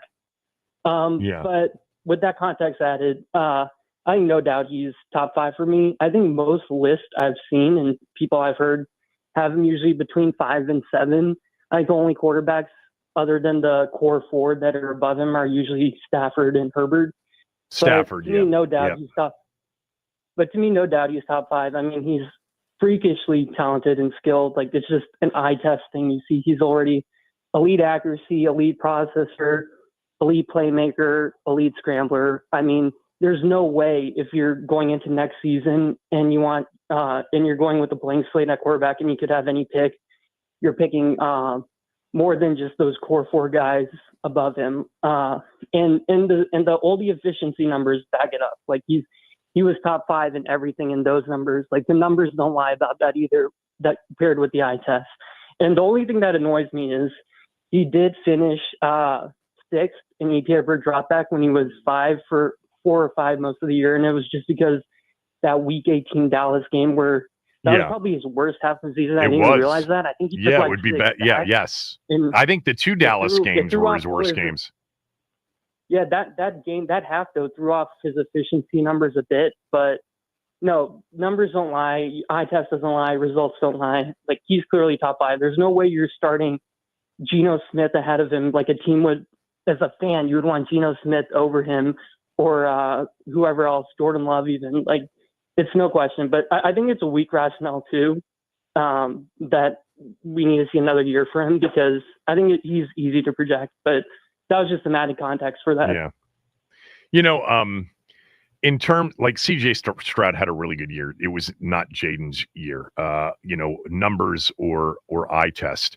The one thing that I think would have been really interesting to see, and Andy Reid decided not to do it because Alex Smith had a good season, although in 2017, there was a stretch of the season where the Chiefs were really struggling offensively. I believe, and I have no, way to prove this, nobody does. I believe that if Mahomes had played in his rookie season, the Chiefs may have won the Super Bowl. They ended up losing a wild card round game against the Titans, a game in which they had a big lead. Marcus Mariota was actually quarterbacking that Titan team. And, it was, we're doing the right thing. We're sitting our young quarterback, and he gets to watch a veteran quarterback and a mentor in Alex Smith. But there's no way based on Mahomes' year 2. And by the way he played in the season finale and the meaningless game that they had, there's no way you will ever convince me that Mahomes wasn't ready to be Patrick Mahomes in his rookie season. We've already seen C.J. Stroud and Jaden Daniels in the last 2 years have outrageous rookie years. I think the Chiefs, I should ask, we can talk to people that we know, obviously in Kansas City. I can't believe that the Chiefs fans don't think that they wouldn't have gone much deeper in the playoffs in 2017 had Mahomes been the quarterback. He'd have been fine as a rookie. All right, those on hold, stay there. 301-230-0980. The guy from Yahoo, Charles McDonald, ranked the top 10 quarterbacks in the league and did not have Jaden among the top 10. According to Aveen is really good at auditing and keeping track of what everybody predicts about every single situation over a period of time. Aveen, you are very good at that. Said that in listening to this podcast, basically it was about them needing to see it for more than a year. They felt burned by C.J. Stroud's second year. By the way, C.J. Stroud's second year wasn't terrible. It wasn't a terrible season. And they had issues that had nothing to do with him. I like C.J. Stroud as a young quarterback. I think he can really throw it. Last year, it was 375 less yards, 3 less touchdowns, 7 more picks. That's the big difference between his second year and his first year. Same exact record. They finished 10-7. And hosted a playoff game and won a playoff game. All right. Where does Jaden rank for you on the list of the best quarterbacks in the game. 301-230-0980. We'll take a few more calls on this. Kevin Sheehan Show, the Team 980 and the team980.com.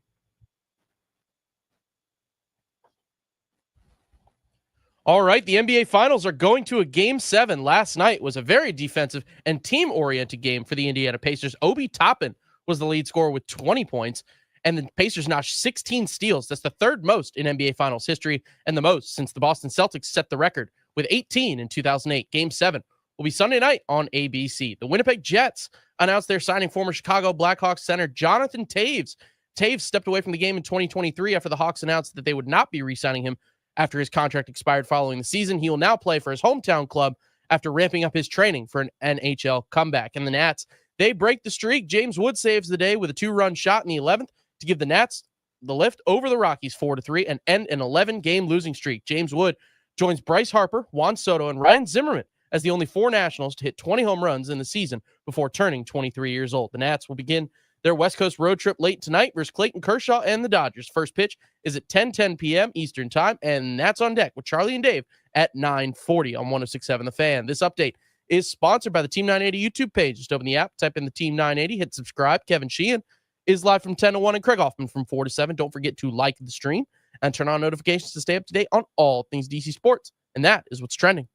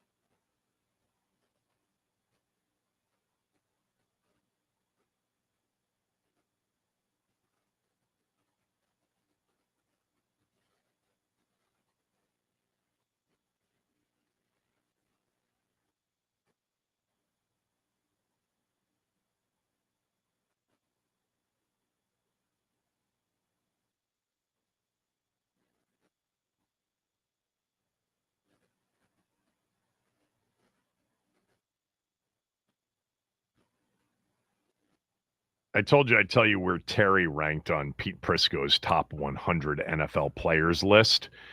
He ranked 81st overall. Jaden was 33rd. Bobby Wagner was 88th. Those were the three skins on the list. Terry was the 12th ranked receiver in the league. Jefferson, Chase, Lamb, Tariq Hill, A.J. Brown, Brian Thomas Jr., Malik Neighbors, Amon-Ra St. Brown, Puka Nacua, Nico Collins, and T. Higgins were all ahead of him. Mike Evans, Devontae Adams, and Ladd McConkey in this top 100 were behind him. So number 12 overall on Pete Prisco's overall top 100 in terms of where Terry fell among the receivers. All right, 301-230-0980. We're ranking Jaden Daniels. Where does he rank among quarterbacks in the league? This off of Yahoo's Charles McDonald's top 10 list, in which Jaden did not appear. Fuad, thanks for holding. Go ahead. Hey, Kevin. How's it going? I'm doing well, Fuad. How are you? Good. Honestly, 5 is the floor, and I'd probably say 4. I'd probably only put Mahomes, Lamar, and Allen above him. But even though he may be 5 in terms of the overall NFL list, I do know where he's number 1, and that's the NFC, because there is no quarterback in our conference, when you take everything considered, that I would have over Jaden. And me neither. Honestly, that's just great for us, because this is about to be his conference for, at the very least, the next 10 years. Yeah, I mean, we've got a great quarterback draft upcoming, and there are some young quarterbacks. You know, I wouldn't write off Bryce Young quite yet. I still think Jordan Love has a lot of talent, but you are 100% right. In the NFC right now, it's Jaden, and I don't know, Stafford is probably number 2, but there's no way you wouldn't take Jaden Daniels over Stafford right now. No way. There isn't one team in the NFC that wouldn't swap quarterbacks with Washington right now. Not one. Howie Roseman would drive down 95 to pick Jaden himself up if he could and trade him for Jalen Hurts. So, no doubt. But I will say, before I go, the guy to watch out for this year, who I was a big fan of coming on the draft last year, I think Michael Penix is really going to have a great season this year. I like him too. Yeah, it's Atlanta though, so they're always dysfunctional. But himself with that offense, and we were Washington until Jaden got here. But yeah, Michael Penix is one to watch out for. Thanks for taking my call. I was a big fan of Penix Jr. too. I think he's going to be really good. He's just got to stay healthy. He got hurt multiple times in college. Jason, where would you have Jaden ranked? What's up, Kev? Love the subject. And I tell you what, this guy who wrote this article, I got to find out where he lives. I want to like a piece of scotch or something. I think it's ridiculous that Jaden's not. For me, personally, I think you could put him anywhere between 2 and 5. The only one I would put above him is Mahomes. I actually think you could argue him better than Allen or Lamar, but that's me. But those two, you could maybe do 2, 3, and you'd be 4. But I don't know how you put Dak, how you put Stafford, how you put Antonio Smith. That's, to me, is Looney Tunes. I hope it motivates him. I don't know if he's motivated that way, but I hope it does. Because this is an outlier in terms of rankings. Jaden's ranked really high, and others. But I think it's Mahomes and Josh Allen are the two that I don't think those teams would even consider it. Cincinnati and Baltimore might consider it, although they would never do it because they've got elite quarterbacks themselves. But Burrow obviously hasn't stayed healthy. Lamar, by the way, hasn't stayed healthy. Lamar's got to deliver in the postseason, and he was so good last year.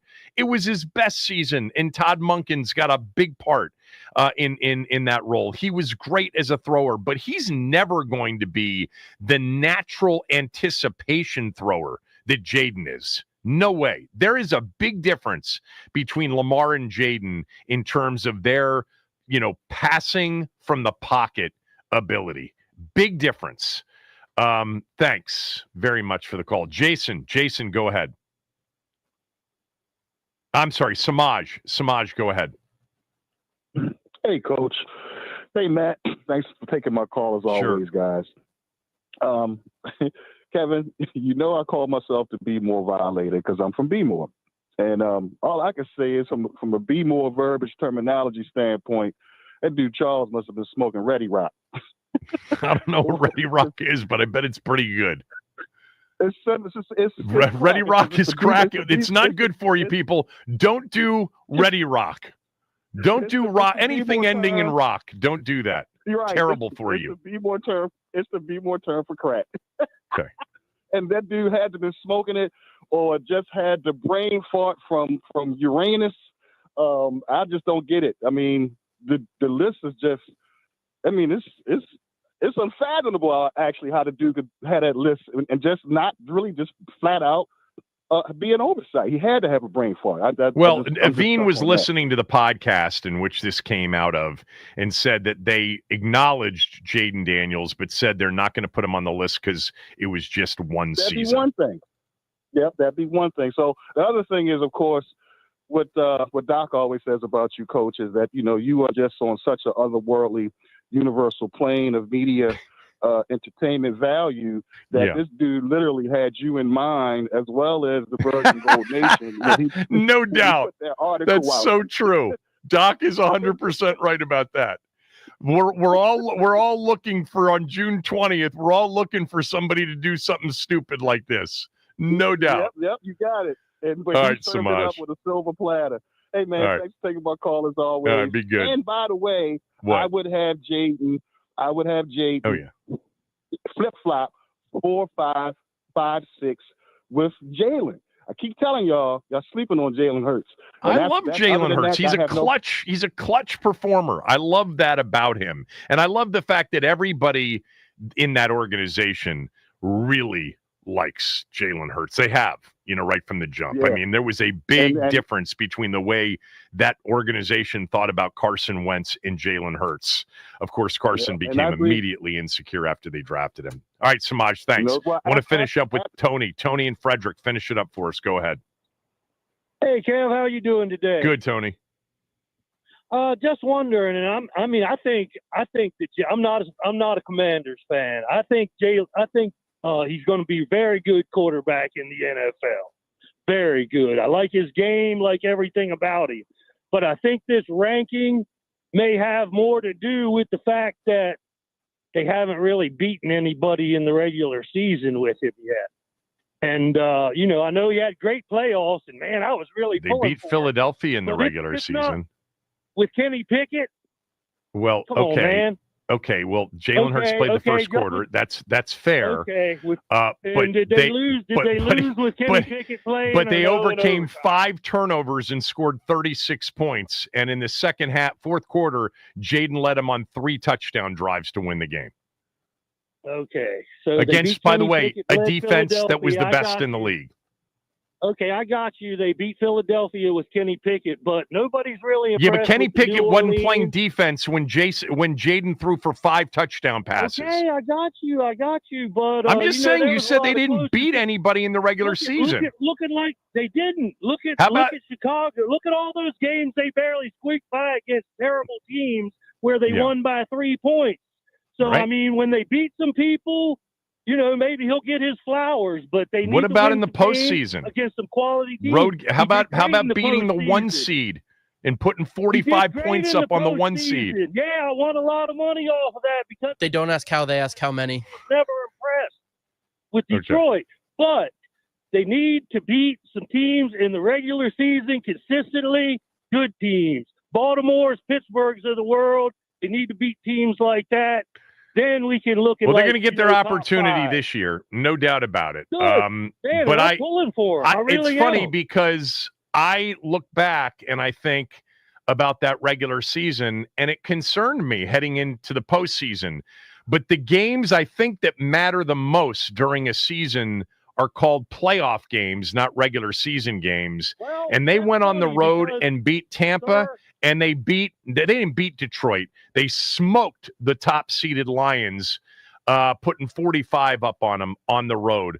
So I think that just kind of nullifies some of the regular season shenanigans. You can only play who you play. Are playoff statistics in your statistics? Are they in my statistics for what? Yeah, they count as playoff statistics. Yeah, but it counts as playoff statistics. Right. Previous caller was just saying that he's the number 2 quarterback in the NFL based on beating Cleveland, New Orleans, teams like New York Giants twice. So, I mean, you know. Well, that's not why I'm I just think saying, he's the number 4 quarterback in the NFL. I take think he's Detroit and probably Tampa, and even the way he played against Philadelphia in 2 of the 3 games into consideration. But again, if you're looking for that signature moment, the 2 games back-to-back against the Eagles, Kenny Pickett, yes, but Pickett was not lining up on defense, and Philadelphia was killing people with their defense, and he threw 5 touchdowns and drove them on 3 fourth-quarter drives to win the game 36-33. It was a pretty good regular season effort, not to mention the Atlanta effort the following week. But the Falcons certainly weren't what the Eagles were defensively. But thanks for the call. Appreciate it. Ben Standig next.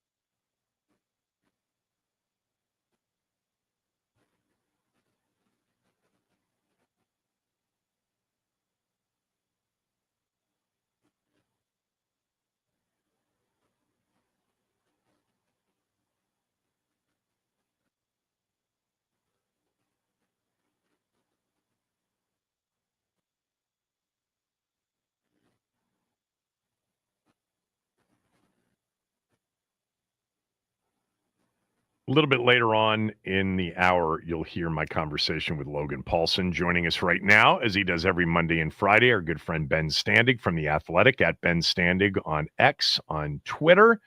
Ben writes for The Athletic, and he has a very good podcast called Last Man Standing. You were among the many people that sent me this list. Apparently, we had a listener that said they didn't want to rank this guy didn't want to rank Jaden in the top 10 because he needed to see it for more than a year. But where would you rank Jaden right now among NFL quarterbacks, and who would you have in front of him? Yeah, I mean, for what it's worth, like if I was somebody who wasn't covering him and being here, I get it. Like I'd want to maybe see another year just to be like before I say he's 5th or 6th. But honestly, I think right now I'd put him like 5th or 6th. I mean, like I think the top 4, depending, you can choose the order, but Mahomes, Allen, Lamar, Joe Burrow. Like I think that's reasonable. And then after that, you can have some debates whether it's Jaden or Jalen Hurts, or if you want to just go with a classic passer like a Matt Stafford, or I know like Justin Herbert has followers. But to me, look, it along the lines of like what are my expectations for Jaden this year? I'm usually a half glass empty guy, or a guy that needs to see more and see more evidence before I anoint. But boy, I don't know what else he needs to do. I don't see him going backwards. So I think I'd put him 5. Again, maybe that's the local bias to some degree, but it just doesn't feel like it. Yeah, I had him at 4. Like, I think, Mahomes and Allen and Burrow. I think Lamar's an interesting case because Lamar had such a great year last year. But again, when push came to shove, a couple of big turnovers in a playoff game at Buffalo. I also don't think Lamar, as much as he improved as a passer last year, Jaden's a much more natural pocket quarterback than Lamar is. He throws with better accuracy. He throws with much better anticipation, with touch. I think he's a more complete quarterback. I think you could make the case that Lamar as a playmaker is, maybe a tick better than Jaden, but Jaden's all time in that category. But Lamar just may be number one. Lamar, Vic, Steve Young, I think we saw enough from Jaden in his rookie year to put him into that level of, playmaking, off schedule, running quarterback. He might be more explosive than Steve Young ever was, right there with Vic and Lamar. But that's where I would have him. I would have him at 4 right now. I just, there's no one that after Burrow, Mahomes and Allen in particular, that I think you couldn't make the case for him right now over. I think Mahomes and Allen are 1-2. Yeah, I mean, in terms of like what I would like in a quarterback, I don't disagree with what you're saying. It's just, look, there is something to be said for, Lamar's his resume. Like, again, he's not exactly my cup of tea if we're talking the top tier of tiers, because of some of the things you said, some of the passing stuff, and I don't put all the blame on him for the Ravens not getting to a certain level in the postseason, but obviously this is the game we all play. The quarterback gets the praise and gets some of the, more of the blame. But this is where Jade needs to do it for more. It's hard to say Lamar, guy that's won multiple MVPs, could have arguably won more. That's my only thing. It is the totality of Lamar's career versus one of Jaden. I can't go there yet, but I get Understood. It. And not to mention that last year was actually the best year of his career, and he didn't win the MVP. Right. And so, at 26 or 27 years old, I mean, he may be ascending. I'm looking at it right now. 41 touchdowns, 4 picks last year for Lamar Jackson. He was sensational last year. Easily his best season last year. All right, you in The Athletic wrote a story yesterday and it titled "What Commanders Offseason Program," meaning mini camps and OTA days, etc., taught us about each position group. Which of the position groups did you get taught the most about? Oh, good question. I mean, I ranked them in terms of intrigue as opposed to just going quarterback, running back, receiver. That's not the exact same question that you're asking. I mean, again, just the preface of we don't really learn about the football so much at these things. It's more of just who are the personnel, how do we think the group is going to look, who are the players, et cetera. I feel though for me probably cornerback to your answer. I mean, I'm giving Marshawn Lattimore a lot of credit here based on a couple of days of practice. He skipped OTAs, but the fact that he showed up healthy, and June is not September or October, but he showed up healthy. He spoke in humble tones about how his year went last year. He didn't say it was all good, and he's like, no, I played timid. I watched the tape. Right. I didn't like how I was moving. So to me, I think those are positives. Then you combine it with Trey Amos, again, rookie cornerback, has not, nothing's happened yet, but he passed this early test and did it with, flying colors, I would say. He looks the part. He brings the size, the speed, the coverage ability on the perimeter. If those two guys are able to be available and healthy, and Amos is able to transition and play well as a rookie, and Lattimore, whether he's a Pro Bowler or not, he's, gives them a viable option, that is going to be huge. Again, you compare it to where this cornerback room was last year, and it is night and day difference just based on those two guys alone, let alone Mikey Sanders still continuing to develop. Jonathan Jones, I think, is going to give them a more stable veteran presence than Mike Davis did last year, who was, out of the rotation after week 2. So I feel like that's a group where I can see the difference the most, and it makes me feel more comfortable about that group than I was, at least before we saw the Lattimore was, healthy now. And again, we'll see in September, but at least now he passed those tests. You and I have talked about this a lot. I've talked about it on the show. This is the time of year where, it's really hard to sort of decipher anything of substance. With that said, you're out there, you talk to people. Among the new arrivals, draft picks, you traded for players, undrafted free agents, etc. Who do you think among the new faces, which we tend to spend more time talking about this time of year than the returning faces, who do you think that they are legitimately excited about? And I would say like beyond Laramie Tunsil, because of course they're excited about Laramie Tunsil. Is there somebody among the new rookies, undrafteds, that you think, man, that they're high on this guy? We got to watch him in training camp. Well, I mean, I might have said Trey Amos if I hadn't already just gone down that road with him. Look, I mean, if I say excited, I don't know that not saying that it means that they think that he solves all their problems, but I think you just have to point to Deebo Samuel, and I mean, what he represents, what he has done in his career at times, not every season, but at times, is exactly what this team needs. He's a yards after the catch monster. He gives them, a legitimate playmaking option, assuming he's healthy, assuming he's, in good physical condition and all those things. And not that guys like De'Ami Brown and Zacchaeus or Jamison Crowder or whatever didn't give you some of that last year, but they just simply didn't have enough explosive playmaking on this team last year. And, the fact that he can take some snaps out of the backfield. Again, this is the conversation that was going on the last week or so about, what kind of shape is he in. I just think his frame is more of a running back almost than a receiver, and maybe that's throwing people, but, who knows. Anyway, so yeah, I just think like what he represents is just so important. And now, again, like I sort of said with Lattimore, so June is not the same as September or October, so we'll have to see what he looks like once the season starts, and then how he progresses over the course of the year. He's not missed tons of games, but he has missed some games most seasons. So I just think he is such a potential difference maker. And again, I'm assuming Terry will be back eventually here with his contract situation.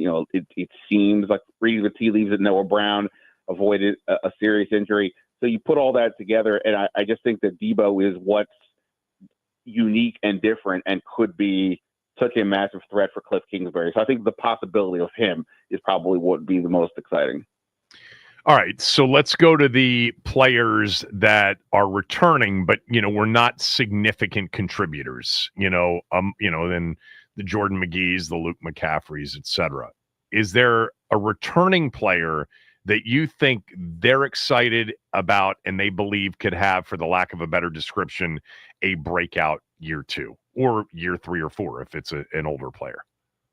Yeah, well, you mentioned Jordan McGee. I'll go there.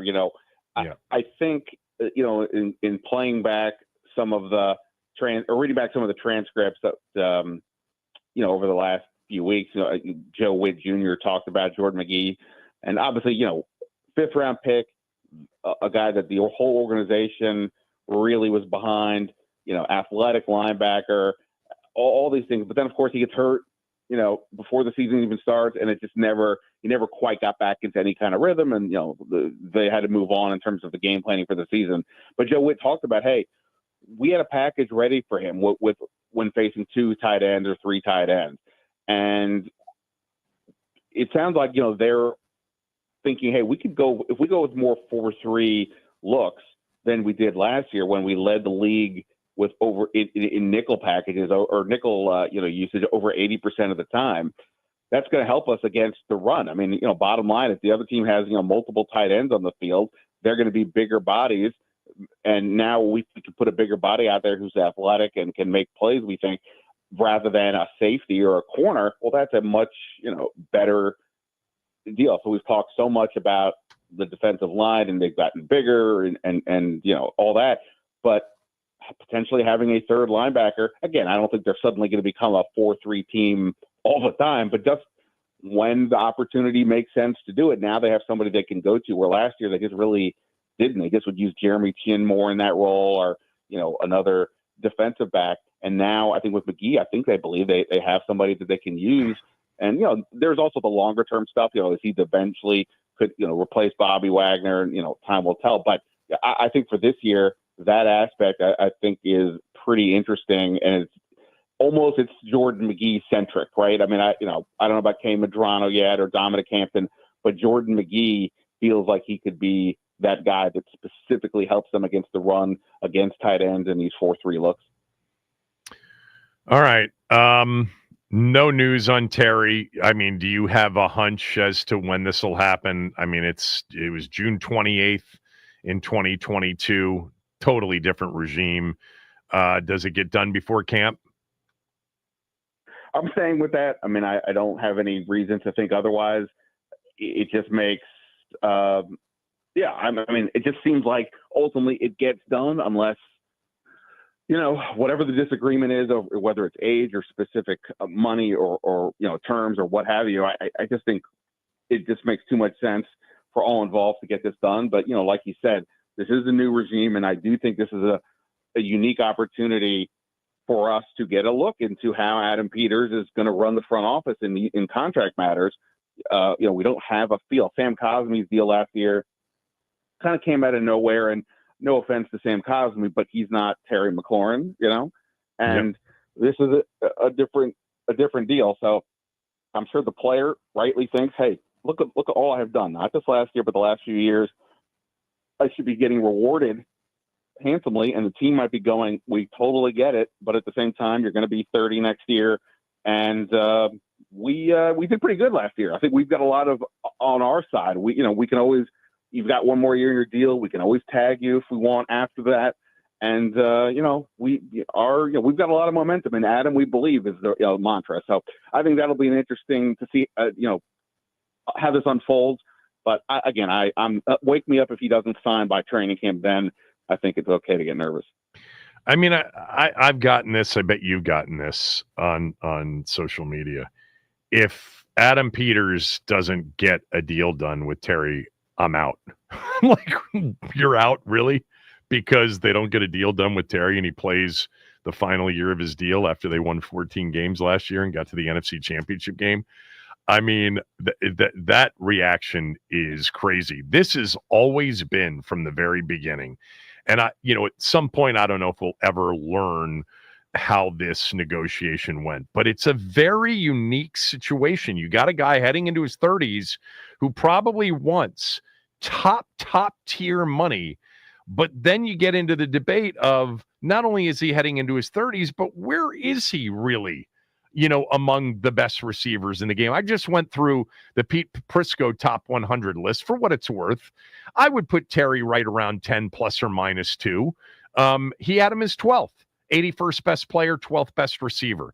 And, it's not what Terry and his agent are probably fighting for. But I can't believe that anybody would be out. On one hand, it's just, let AP cook. And then on the other hand, I'm done with him if he doesn't get a deal done with Terry. I think he'll get a deal done with Terry. And I think it'll be somewhere around $30 million a year, for a couple of years with a lot of, guaranteed money for what they hope he brings to the table. Last one, and I got to roll. Who do you like Sunday night?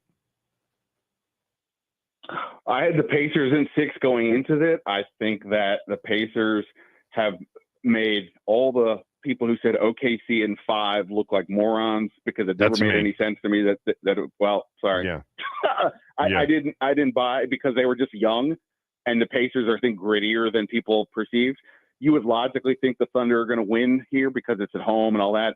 I'm going to stay with the Pacers. I just been super impressed, and let me see. I mean, the Thunder, it's one thing to lose in Game 6, that's fine, but like to get destroyed like that and look so discombobulated, that to me is a sign of, immaturity, not being ready for the biggest stage.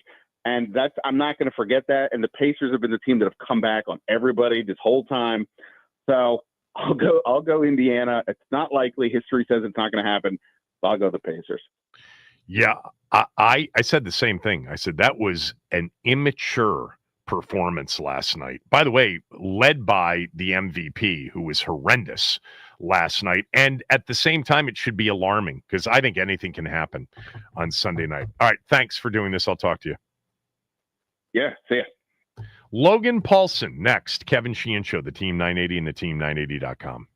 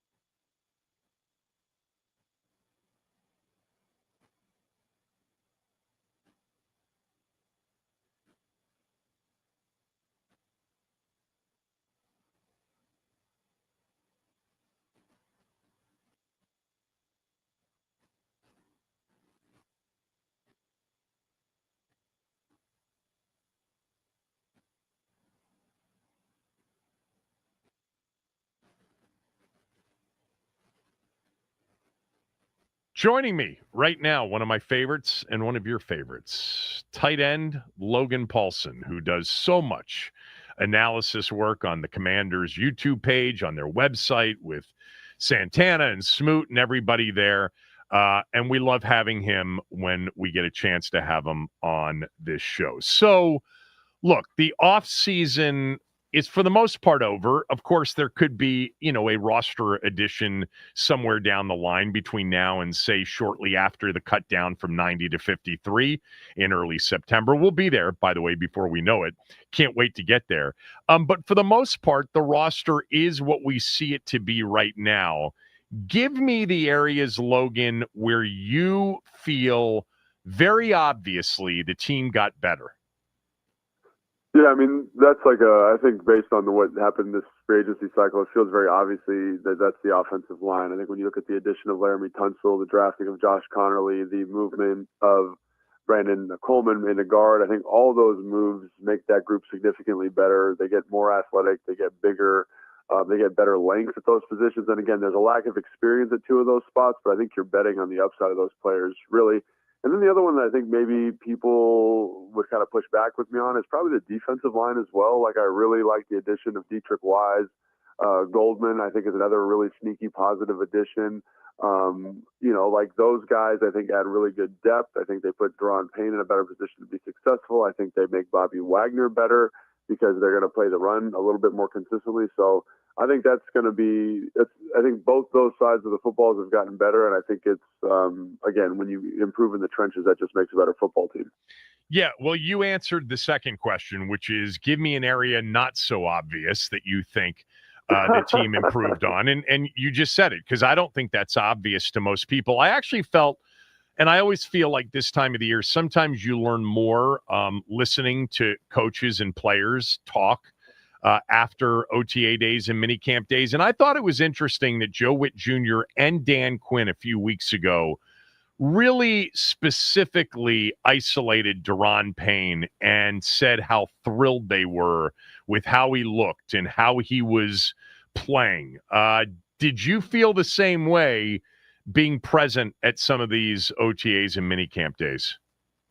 Well, it's funny, they do a good job in OTAs and minicamps and making sure the veterans don't get too many reps. But it was funny, I don't listen to the press conferences before. I listen to them after practice. And on that day, I remember going to practice and watching Deron Payne just kind of by happenstance, watch him kind of pursue a football, a fake run to the right. It was a boot to the left. He runs back after the quarterback. The quarterback throws the football to the low cross. He's the first guy in pursuit there.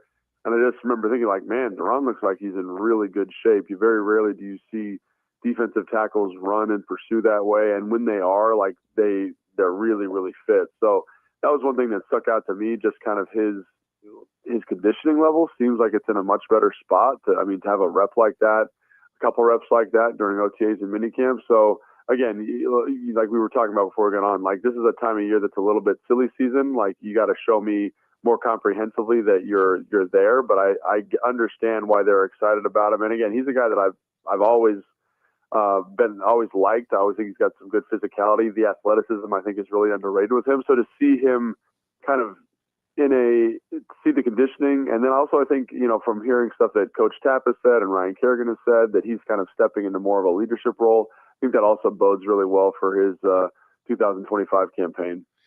Yeah, I know that you and I have talked about him in the past. I've always been a fan of Deron Payne's, upside, his best.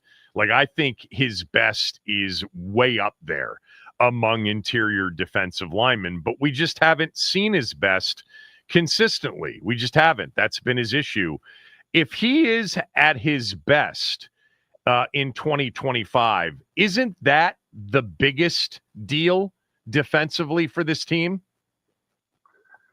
Yeah, I think so. Maybe it's definitely one of them. I think, in terms of biggest things for them this offseason, I think it's definitely a top three thing. I think if you can get him to be the best version of himself, playing that three technique, anticipating runs, being a penetrating, disruptive player on the defensive line, getting some production as a pass rusher. Again, I don't think he's ever going to get back to that 11.5 sack number, but I do think you'll see a guy who gets maybe 8, 9 sacks with a bunch of TFLs, like that's going to be really, really devastating because he does have that difference-making athleticism. So again, if you kind of get the best version of him, like I think it'll be pretty dramatic in terms of improvement at the defensive line, defensive tackle spot specifically for this team. And again, that's something that it's good to hear the coaches talk about it. It's good to see flashes of it in practice, but I really want to see what it looks like when, it's team camp or they're practicing against a different team, the New England Patriots, for example, as we're getting ready for the season, and see if all of this kind of preseason hype amounts to anything. But yeah, if that is true, man, it's going to be really exciting to watch. It's interesting, and I didn't realize this until, I sort of talked about him the day that the coaches talked about him. He just turned 28 years old. I mean, this should actually, it's year 8, but he came into the league as a young player. This should be the height of his prime in the NFL at that position at 28 years old, don't you think? Yeah, I think it is one of those things you forget, like that people come in at different ages, and that he was so young when he came in, and that 28 number for defensive tackles, they've kind of calcified their body. They've learned, they've seen the different combinations in terms of how the offensive line blocks things, what a double team feels like, what a trap feels like, what outside zone, inside zone feels like. So he's going to be able to play with tremendous confidence while still not losing any of the athleticism that made it a first-round pick. So I'm really excited for him. And again, like all of this stuff, all of this kind of noise around him, the age, the athleticism, the coach's comments, seeing his conditioning in practice, to me kind of says he's poised for a big year. Obviously, he's got to go out and do it, but it's an exciting time for him. And, like we had to do a segment on the show, players you're most excited to watch in 2025, and mine was Daron Payne because of the stuff we just talked about. All right. What roster-wise is your biggest concern area heading into the upcoming season? That's tough because it's so speculative. But I'd say biggest concern right now, to me, it's probably offensive playmakers, specifically wide receivers, especially with Brown's injury. Like, hopefully it's not serious because I will say when OTA's minicamp started and he was healthy, like I was like, man, and Terry wasn't even here. I thought, man, this group looks pretty good. Like Gallup looks like he's got his feet under him or he's getting his feet under him. Brown's doing a great job of creating separation and using that big frame. Debo, again, in the slot, kind of with some of these choice routes, slants, one-on-one winning opportunities versus a safety or a linebacker. I thought, man, this is not a bad playmaking group. And it was so interesting when, Noah Brown left that kind of starting rotation. It was a little bit like, now all of a sudden the depth gets called into question. And, Michael Gallup had a hamstring for minicamp, so that athleticism wasn't out there either. And you're kind of like, Luke McCaffrey, who I thought had a really nice minicamp period, is now playing significant minutes for the offense. And, Terry's not here. And it's just like, wow, this got really thin really quickly. And I think the Terry thing's going to resolve itself sooner rather than later. But that's something that I kind of am keeping an eye on, right? Like if Noah Brown's not there, who is the true number 2 wide receiver in this offense? Obviously, Diami was the guy that stepped into that role last year. Zacchaeus had big minutes in that role last year. But is there a guy like that is ready for that? Is Luke ready for that? And I think he had a great OTA minicamp period. He looks like he's developed a lot in terms of the nuance of playing the receiver position. But that's a question that to me that kind of looms over the offense. It's really exciting to get Debo. It's really exciting to have Terry. But 2 players does not make a dynamic receiving group. So I'm keeping an eye on kind of the depth, the health, and the wellness of that group. How do you feel about Luke McCaffrey specifically? I mean, I think Luke, if I'm buying stock or evaluating the stock of Luke McCaffrey, he's gotten a lot better from last year to this year in terms of doing some of the receiver things. Like there were stretches of practice in minicamp and OTAs where he was creating great separation. You saw kind of the elite short shuttle, the elite 3-cone that he had at the combine last year. And you kind of said, okay, there's some of the things, but you still see some of the, he still needs to polish up some of those receiving abilities that he's still working on cultivating. I mean, he's only played receiver for 4 years, like counting this year, this is his 4th year playing receiver. And so some of the, like, hey, we're running a backside dig, the ball's a little bit late because the quarterback's working through his progression. Instead of taking a flat angle coming out of my cut, do I attack the football? Do I wait for the football instead of moving towards it? Do I work my stem? How's my indicator at the top? Like, how do I paint a picture of a different route to open up the route that I'm actually running? Like, that stuff needs to layer in a little bit. I think the athletes there, I think the competitors there It's just, is the nuance going to develop quickly enough for him to be a true 2 in this offense? And I think if you said, hey, he's going to be your 4 for the first 8 weeks of the season and develop into something more, I'd be like, man, that's a great trajectory and arc for him. But, given the health of the receiver room at the moment, like, does he have to do that more quickly? And is he ready for that? To me, that's a more challenging question to answer. All right, sticking with the receivers, and you alluded to it, but where do you think the Terry McLaurin contract negotiation is right now, and how do you think it ends up, and by when? I have no inside baseball in this, and I kind of take now as an analyst the same approach I took as a player. It's like that's his job and the team's job to work that out and determine the best contract for him, and it's his job to kind of strike while the iron is hot in terms of Terry and make the most money he possibly can. So whatever, I think the team understands his role and his impact on this roster, and I think they understand the importance of getting him back. And I think Terry wants to be here as a Washington Commander, and I think this will get resolved. But again, in terms of what I think the value is, what I think his value is, I'm not going to speculate on that. I think I'm just assuming they're going to get it done because I think they both want this thing to happen. You're not a player anymore. You are in the media now. This is what we do. We speculate. It is true. What's interesting about it, because the first report that came out, I don't know, 2 weeks ago, 3 weeks ago, whenever it was, that there was some contentiousness between the two sides. And I think we've learned that there is probably some between the two sides. I think it's a very interesting contract negotiation because on one hand, you've got a guy that you absolutely need because you are in a win now mode and you've got a chance to win a Super Bowl in 2025, and it would be very hard to do it without him. And on the flip side, as the team, you can't go setting outrageous precedents for guys that are entering their 30s. Terry's a very good receiver, but he's not at the elite level. He's not at the Chase or the Jefferson level. I think it's actually kind of an interesting situation for the team and the player. I think they'll get it done. I certainly hope they get it done. But I do think, in terms of a player who's going to be 30, who, is really good but not super elite, and yet the team needs him. I think that it's an interesting situation that we're kind of viewing from the outside right now.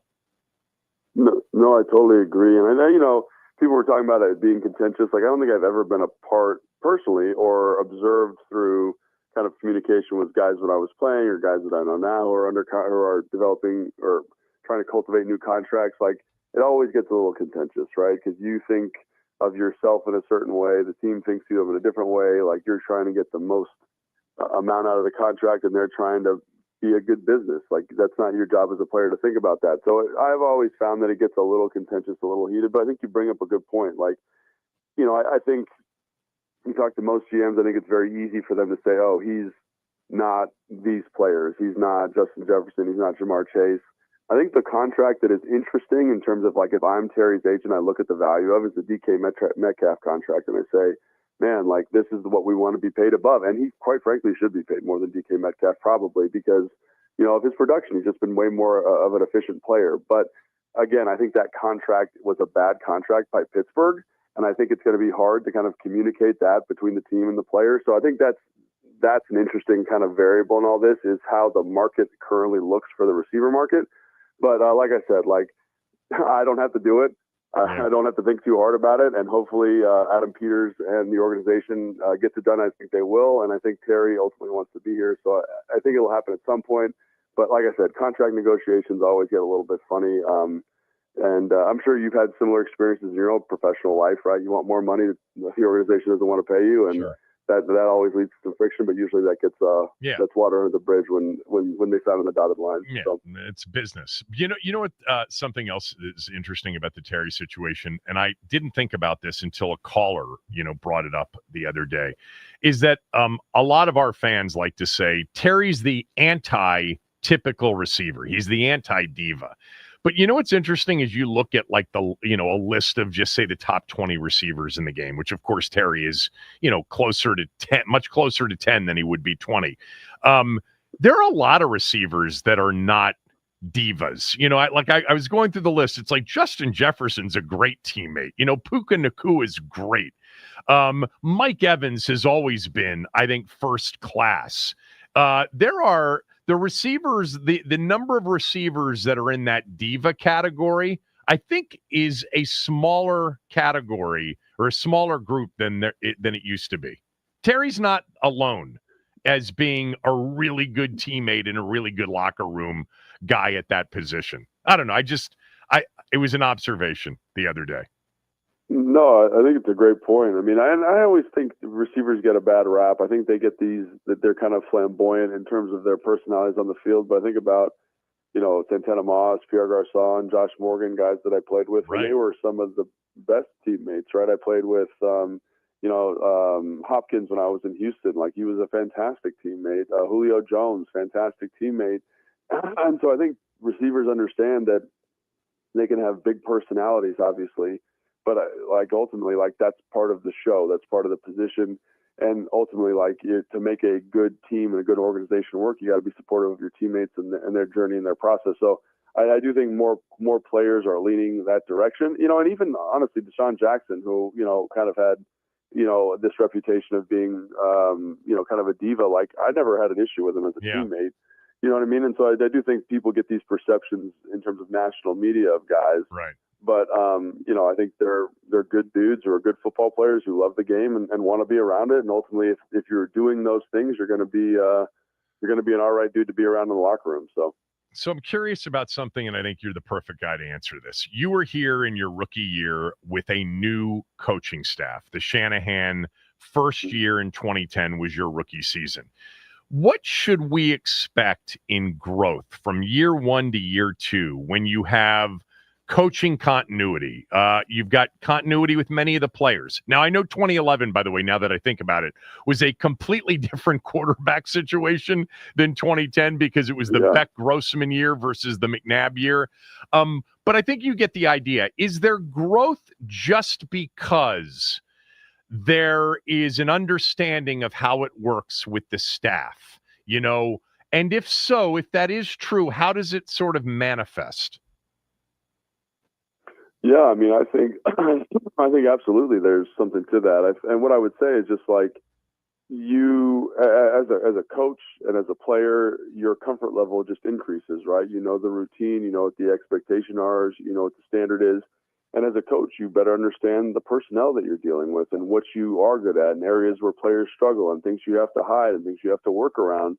And I think that leads to a more dynamic offense or defense and a more kind of comprehensive understanding of the direction you want either side of the ball and as a result the team to go. So yeah, I think in year two it's awesome, especially when you got a coach like Dan who's got such a clear vision of what he wants the program to look like and the clear messaging he gives to the players and the clear messaging he gives to the coaches.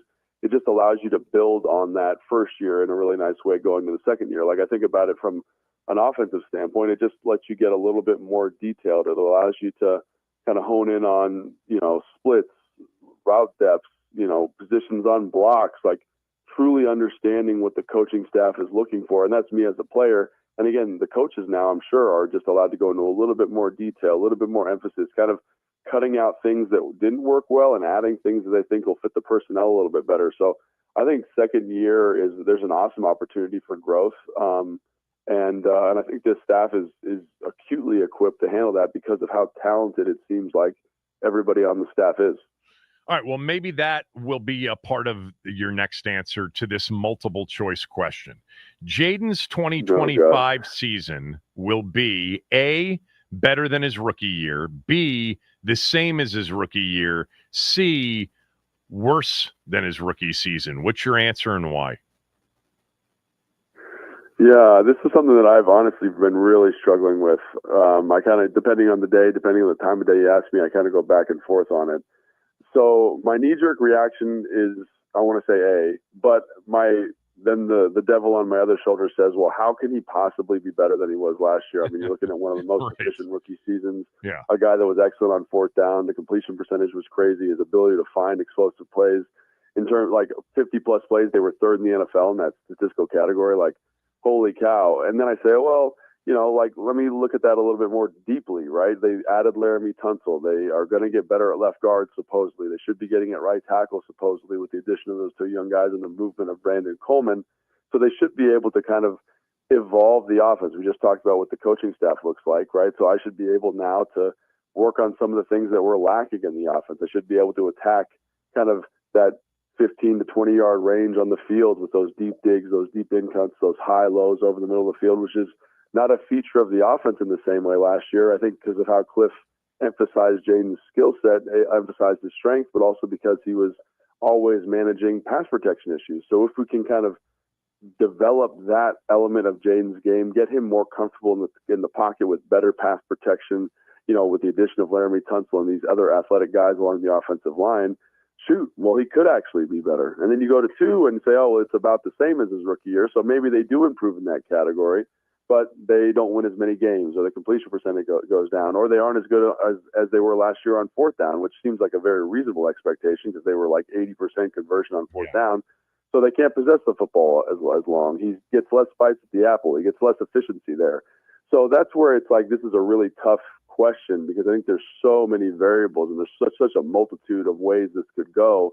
Ultimately, I do think you'll see, quote unquote, an improvement from Jaden, but what does that improvement come across as to the fan base is the thing that I'm uncertain about. Like, if they win less games, if his completion percentage goes down, but he's more efficient in the red zone, or he's more efficient throwing over the middle of the field, like, those things are going to be actionable, big, noticeable differences for the offense. But statistically, it might look different than the year before. So I guess in answer to your question, I think it'll be better. I think he'll be better. I think the staff is that level of staff to get the most out of him. I think they've made the right personnel moves specifically along the offensive line to make those levels of improvement. I think Adam Peters deserves a lot of credit for kind of seeking Laramie Tunsil out and getting him in the building. So I think the thing is, like, I just don't know how fans will perceive his year 2 if it's not like night and day better than it was last year. And then I go back to my initial question, which is like, how do you get better on a really damn good year from last year? So like that's kind of where I'm at. I think it'll be better. I just don't know how it'll be perceived by the fan base ultimately. So it's probably A or B, whatever, 1 or 2, whatever you said there. No, some really good stuff in that answer. And I have, answered the question when I've been asked. It's like the same thing. Like, what would we say next year about an area of improvement? Like, oh man, he got much better at that. Like, there just isn't anything that is obvious. I know that they've spoken to things with footwork, etc., but there's nothing, obvious to the average fan that you would say, oh my God, thank God he got better at, getting the ball out of his hands quickly or whatever it would be. All right.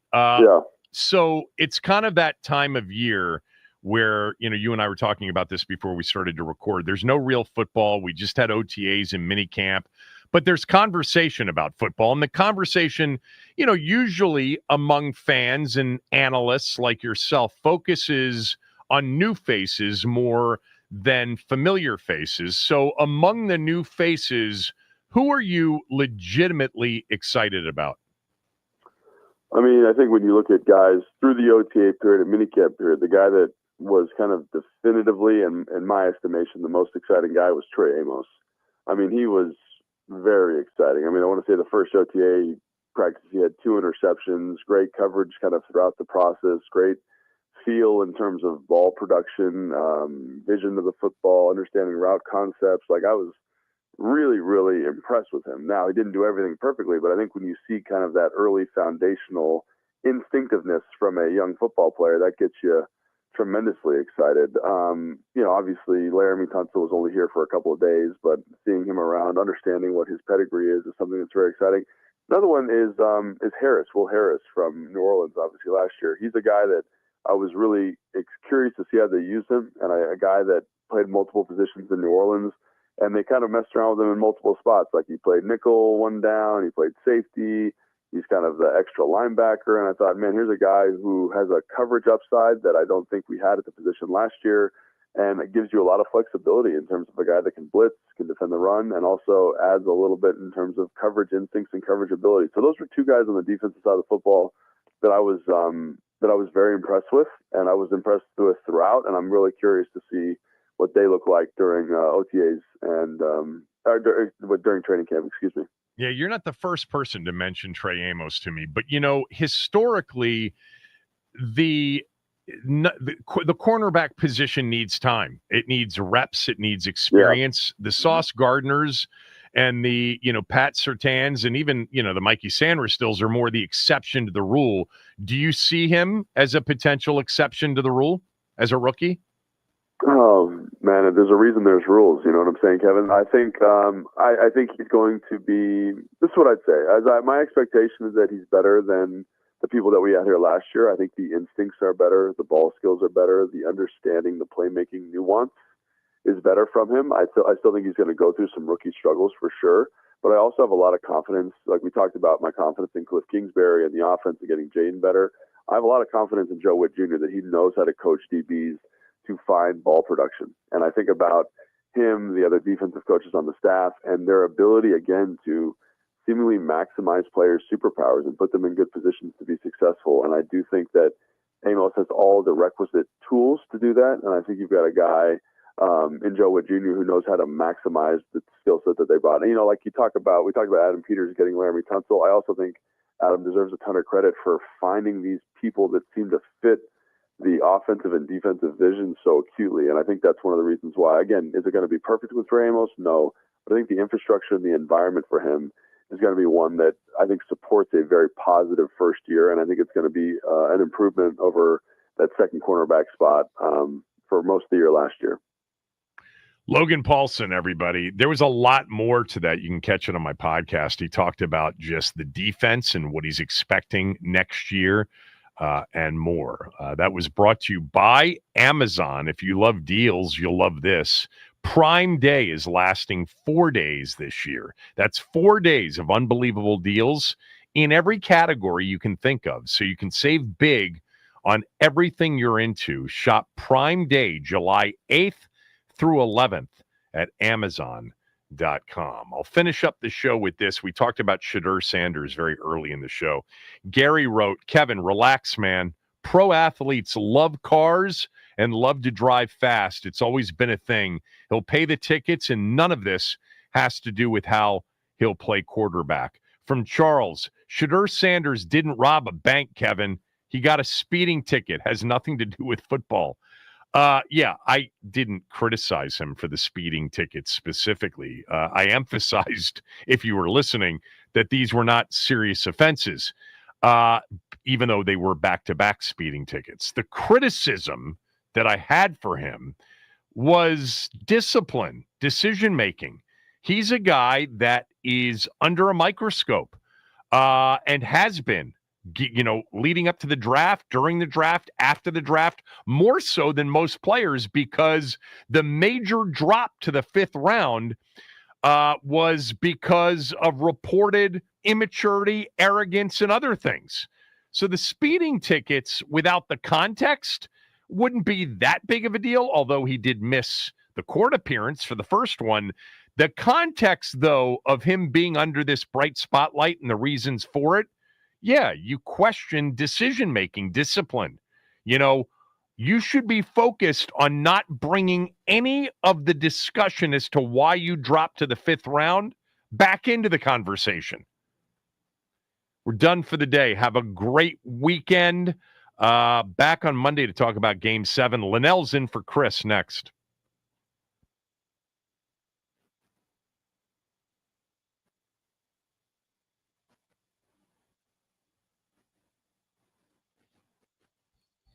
All right, the NBA Finals is going to a Game 7. Last night, Game 6, an incredible defensive effort by the Pacers, a team-led game as well. Obi Toppin was leading scorer with 20 points, and the Pacers had 16 steals. That is the third most in NBA Finals history, the most since the Celtics set a record with 18 in 2008. Game 7 will be on Sunday night on ABC. The Winnipeg Jets have announced that they are signing former Chicago Blackhawk Jonathan Taves. Taves stepped away from the game in 2023 after the Hawks announced that they would not be re-signing him after his contract expired following the season. He will now play for his hometown club after ramping up his training for an NHL comeback. The Nats, they beat the streak. James Wood saves the day with a 2-run shot in the 11th to lift the Nats over the Rockies 4-3 and end the 11-game losing streak. James Wood joined Bryce Harper, Juan Soto, and Ryan Zimmerman as the only 4 Nationals to hit 20 home runs in a season before turning 23 years old. They'll begin their West Coast road trip late tonight versus Clayton Kershaw and the Dodgers. First pitch at 10:10. Nats on deck with Charlie and Dave at 9:40. This update is sponsored by the Team 980 YouTube page. Just open the app, type in the Team 980, hit subscribe. Kevin Sheehan is live from 10 to 1 and Craig Hoffman from 4 to 7. Don't forget to like the stream and turn on notifications to stay up to date on all things DC sports. And that is what's trending.